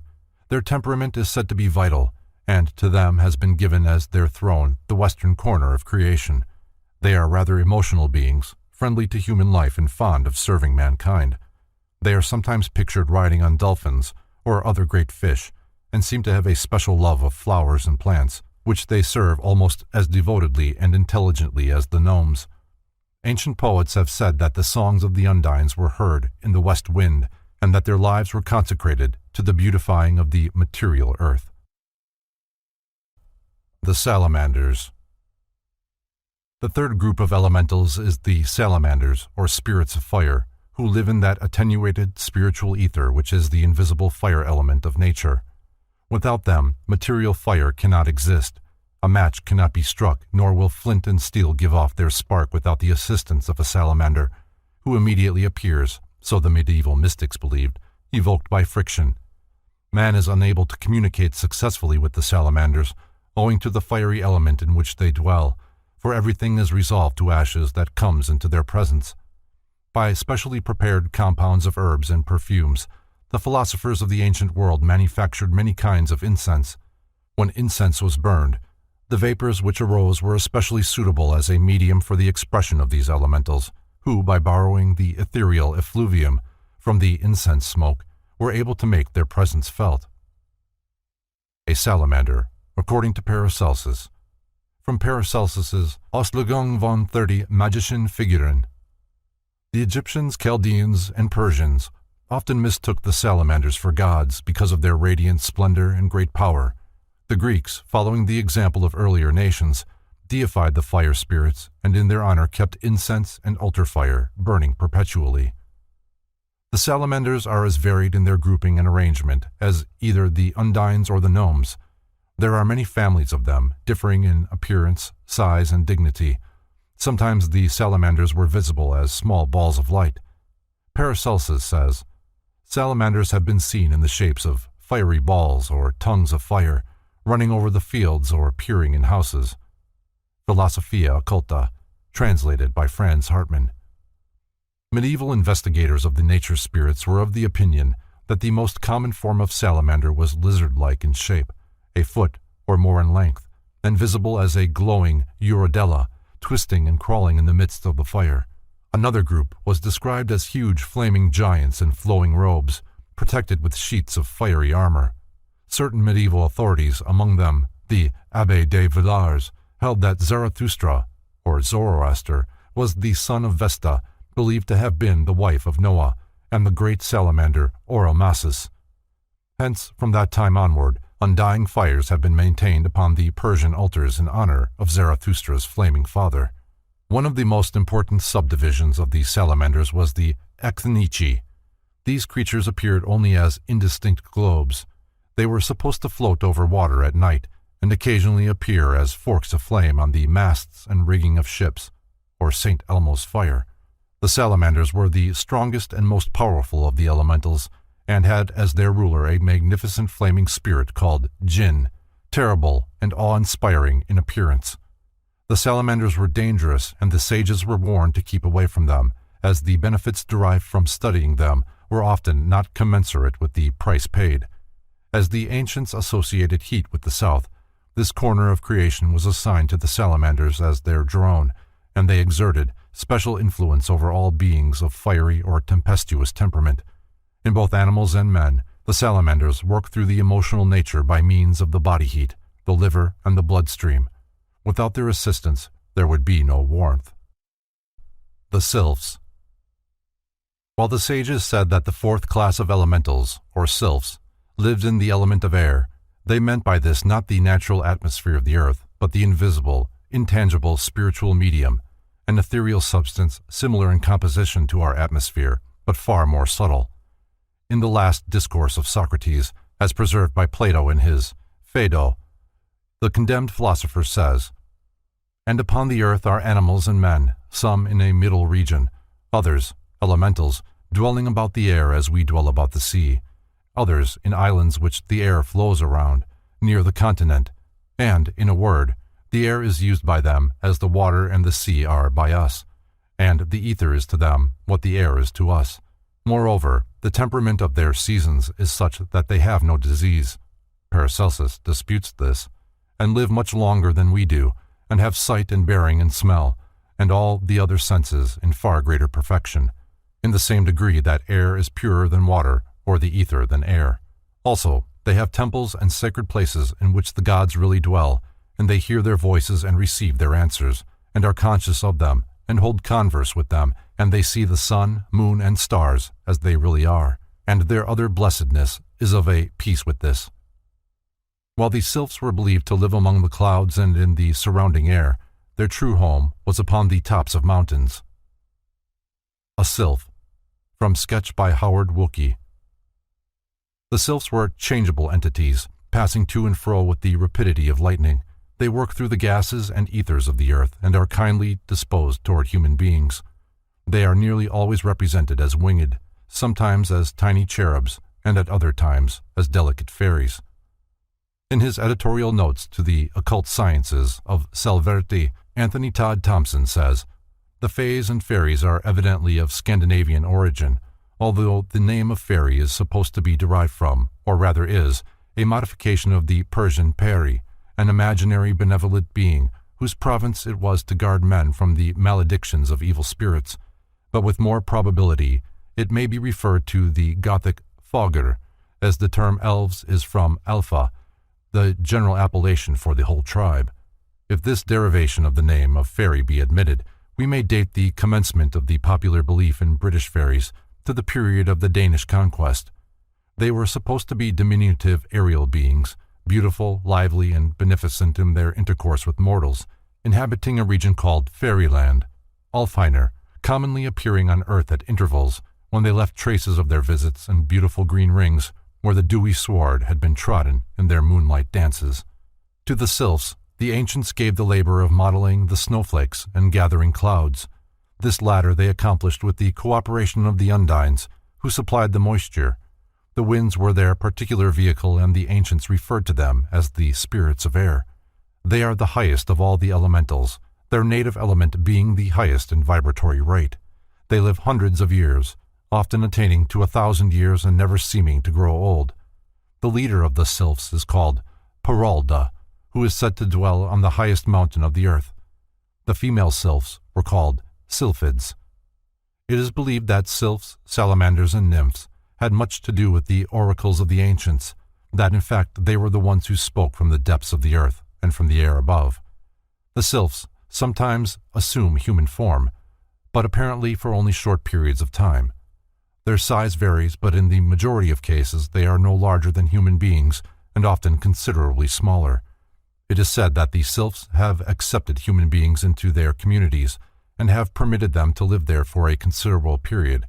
In fact, Paracelsus wrote of such an incident, but of course it could not have occurred while the human stranger was in his physical body. By some, the muses of the Greeks are believed to have been sylphs, for these spirits are said to gather round the mind of the dreamer, the poet, and the artist, and inspire him with their intimate knowledge of the beauties and workings of nature. To the sylphs were given the eastern corner of creation. Their temperament is mirthful, changeable, and eccentric. The peculiar qualities common to men of genius are supposedly the result of the cooperation of sylphs, whose aid also brings with it the sylphic inconsistency. The sylphs labor with the gases of the human body and indirectly with the nervous system, where their inconstancy is again apparent. They have no fixed domicile, but wander about from place to place, elemental nomads, invisible but ever-present powers in the intelligent activity of the universe. General observations. Certain of the ancients, differing with Paracelsus, shared the opinion that the elemental kingdoms were capable of waging war upon one another, and they recognized in the battling of the elements disagreements among these kingdoms of nature spirits. When lightning struck a rock and splintered it, they believed that the salamanders were attacking the gnomes, as they could not attack one another on the plane of their own peculiar etheric essences, owing to the fact that there was no vibratory correspondence between the four ethers of which these kingdoms are composed. They had to attack through a common denominator, namely the material substance of the physical universe, over which they had a certain amount of power. Wars were also fought within the groups themselves. One army of gnomes would attack another army, and civil war would be rife among them. Philosophers of long ago solved the problems of nature's apparent inconsistencies by individualizing and personifying all its forces, crediting them with having temperaments not unlike the human, and then expecting them to exhibit typical human inconsistencies. The four fixed signs of the zodiac were assigned to the four kingdoms of elementals. The gnomes were said to be of the nature of Taurus, the undines of the nature of Scorpio, the salamanders exemplified in the constitution of Leo, while the sylphs manipulated the emanations of Aquarius. The Christian Church gathered all the elemental entities together under the title of demon. This is a misnomer with far-reaching consequences, for to the average mind, the word demon means an evil thing, and the nature spirits are essentially no more malevolent than are the minerals, plants, and animals. Many of the early church fathers asserted that they had met and debated with the elementals. As already stated, the nature spirits are without hope of immortality, although some philosophers have maintained that in isolated cases, immortality was conferred upon them by adepts and initiates who understood certain subtle principles of the invisible world. As disintegration takes place in the physical world, so it takes place in the ethereal counterpart of physical substance. Under normal conditions at death, a nature spirit is merely resolved back into the transparent primary essence from which it was originally individualized. Whatever evolutionary growth is made is recorded solely in the consciousness of that primary essence or element, and not in the temporarily individualized entity of the elemental. Being without man's compound organism and lacking his spiritual and intellectual vehicles, the nature spirits are subhuman in their rational intelligence, but from their functions, limited to one element, has resulted a specialized type of intelligence far ahead of man in those lines of research peculiar to the element in which they exist. The terms incubus and succubus have been applied indiscriminately by the Church Fathers to elementals. The incubus and succubus, however, are evil and unnatural creations, whereas elementals is a collective term for all the inhabitants of the four elemental essences. According to Paracelsus, the incubus and succubus, which are male and female respectively, are parasitical creatures subsisting upon the evil thoughts and emotions of the astral body. These terms are also applied to the superphysical organisms of sorcerers and black magicians. While these larvae are in no sense imaginary beings, they are nevertheless the offspring of the imagination. By the ancient sages, they were recognized as the invisible cause of vice because they hover in the ethers surrounding the morally weak and continually incite them to excesses of a degrading nature. For this reason, they frequent the atmosphere of the dope den, the dive, and the brothel, or they attach themselves to those unfortunates who have given themselves up to iniquity. By permitting his senses to become deadened through indulgence in habit-forming drugs or alcoholic stimulants, the individual becomes temporarily en rapport with these denizens of the astral plane. The auras, seen by the hashish or opium addict, and the lurid monsters which torment the victim of delirium tremens, are examples of submundane beings, visible only to those whose evil practices are the magnet for their attraction. Differing widely from the elementals and also the incubus and succubus is the vampire, which is defined by Paracelsus as the astral body of a person either living or dead, usually the latter state. The vampire seeks to prolong existence upon the physical plane by robbing the living of their vital energies and misappropriating such energies to its own ends. In his De Ante Spirituali, Paracelsus writes thus of these malignant beings: "A healthy and pure person cannot become obsessed by them, because such larvae can only act upon men if the latter make room for them in their minds. A healthy mind is a castle that cannot be invaded without the will of its master. But if they are allowed to enter, they excite the passions of men and women. They create cravings in them. They produce bad thoughts which act injuriously upon the brain. They sharpen the animal intellect and suffocate the moral sense. Evil spirits obsess only those human beings in whom the animal nature is predominating. Minds that are illuminated by the spirit of truth cannot be possessed. Only those who are habitually guided by their own lower impulses may become subjected to their influences." See Paracelsus by Franz Hartmann. A strange concept, and one somewhat at variance with the conventional, is that evolved by the Count de Gabalis concerning the Immaculate Conception, namely, that it represents the union of a human being with an elemental. Among the offspring of such unions, he lists Hercules, Achilles, Aeneas, Theseus, Melchizedek, the divine Plato, Apollonius of Tyana, and Merlin the magician. Hermetic Pharmacology, Chemistry, and Therapeutics. The art of healing was originally one of the secret sciences of the priestcraft, and the mystery of its source is obscured by the same veil which hides the genesis of religious belief. All higher forms of knowledge were originally in the possession of sacerdotal castes. The temple was the cradle of civilization. The priests, exercising their divine prerogative, made the laws and enforced them, appointed the rulers and controlled them, ministered to the needs of the living, and guided the destinies of the dead. All branches of learning were monopolized by the priesthood, who admitted into their ranks only those intellectually and morally qualified to perpetuate their arcanum. The following quotation from Plato's Statesman is apropos of the subject. In Egypt, the king himself is not allowed to reign unless he have priestly powers, and if he should be one of another class and have obtained the throne by violence, he must get enrolled in the priestcraft. Candidates aspiring to membership in the religious orders underwent severe tests to prove their worthiness. These ordeals were called initiations. Those who passed them successfully were welcomed as brothers by the priests and were instructed in these secret teachings. Among the ancients, philosophy, science, and religion were never considered as separate units. Each was regarded as an integral part of the whole. Philosophy was scientific and religious. Science was philosophic and religious. Religion was philosophic and scientific. Perfect wisdom was considered unattainable save as the result of harmonizing all three of these expressions of mental and moral activity. While modern physicians accredit Hippocrates with being the father of medicine, the ancient Therapeutae ascribed to the immortal Hermes the distinction of being the founder of the art of healing.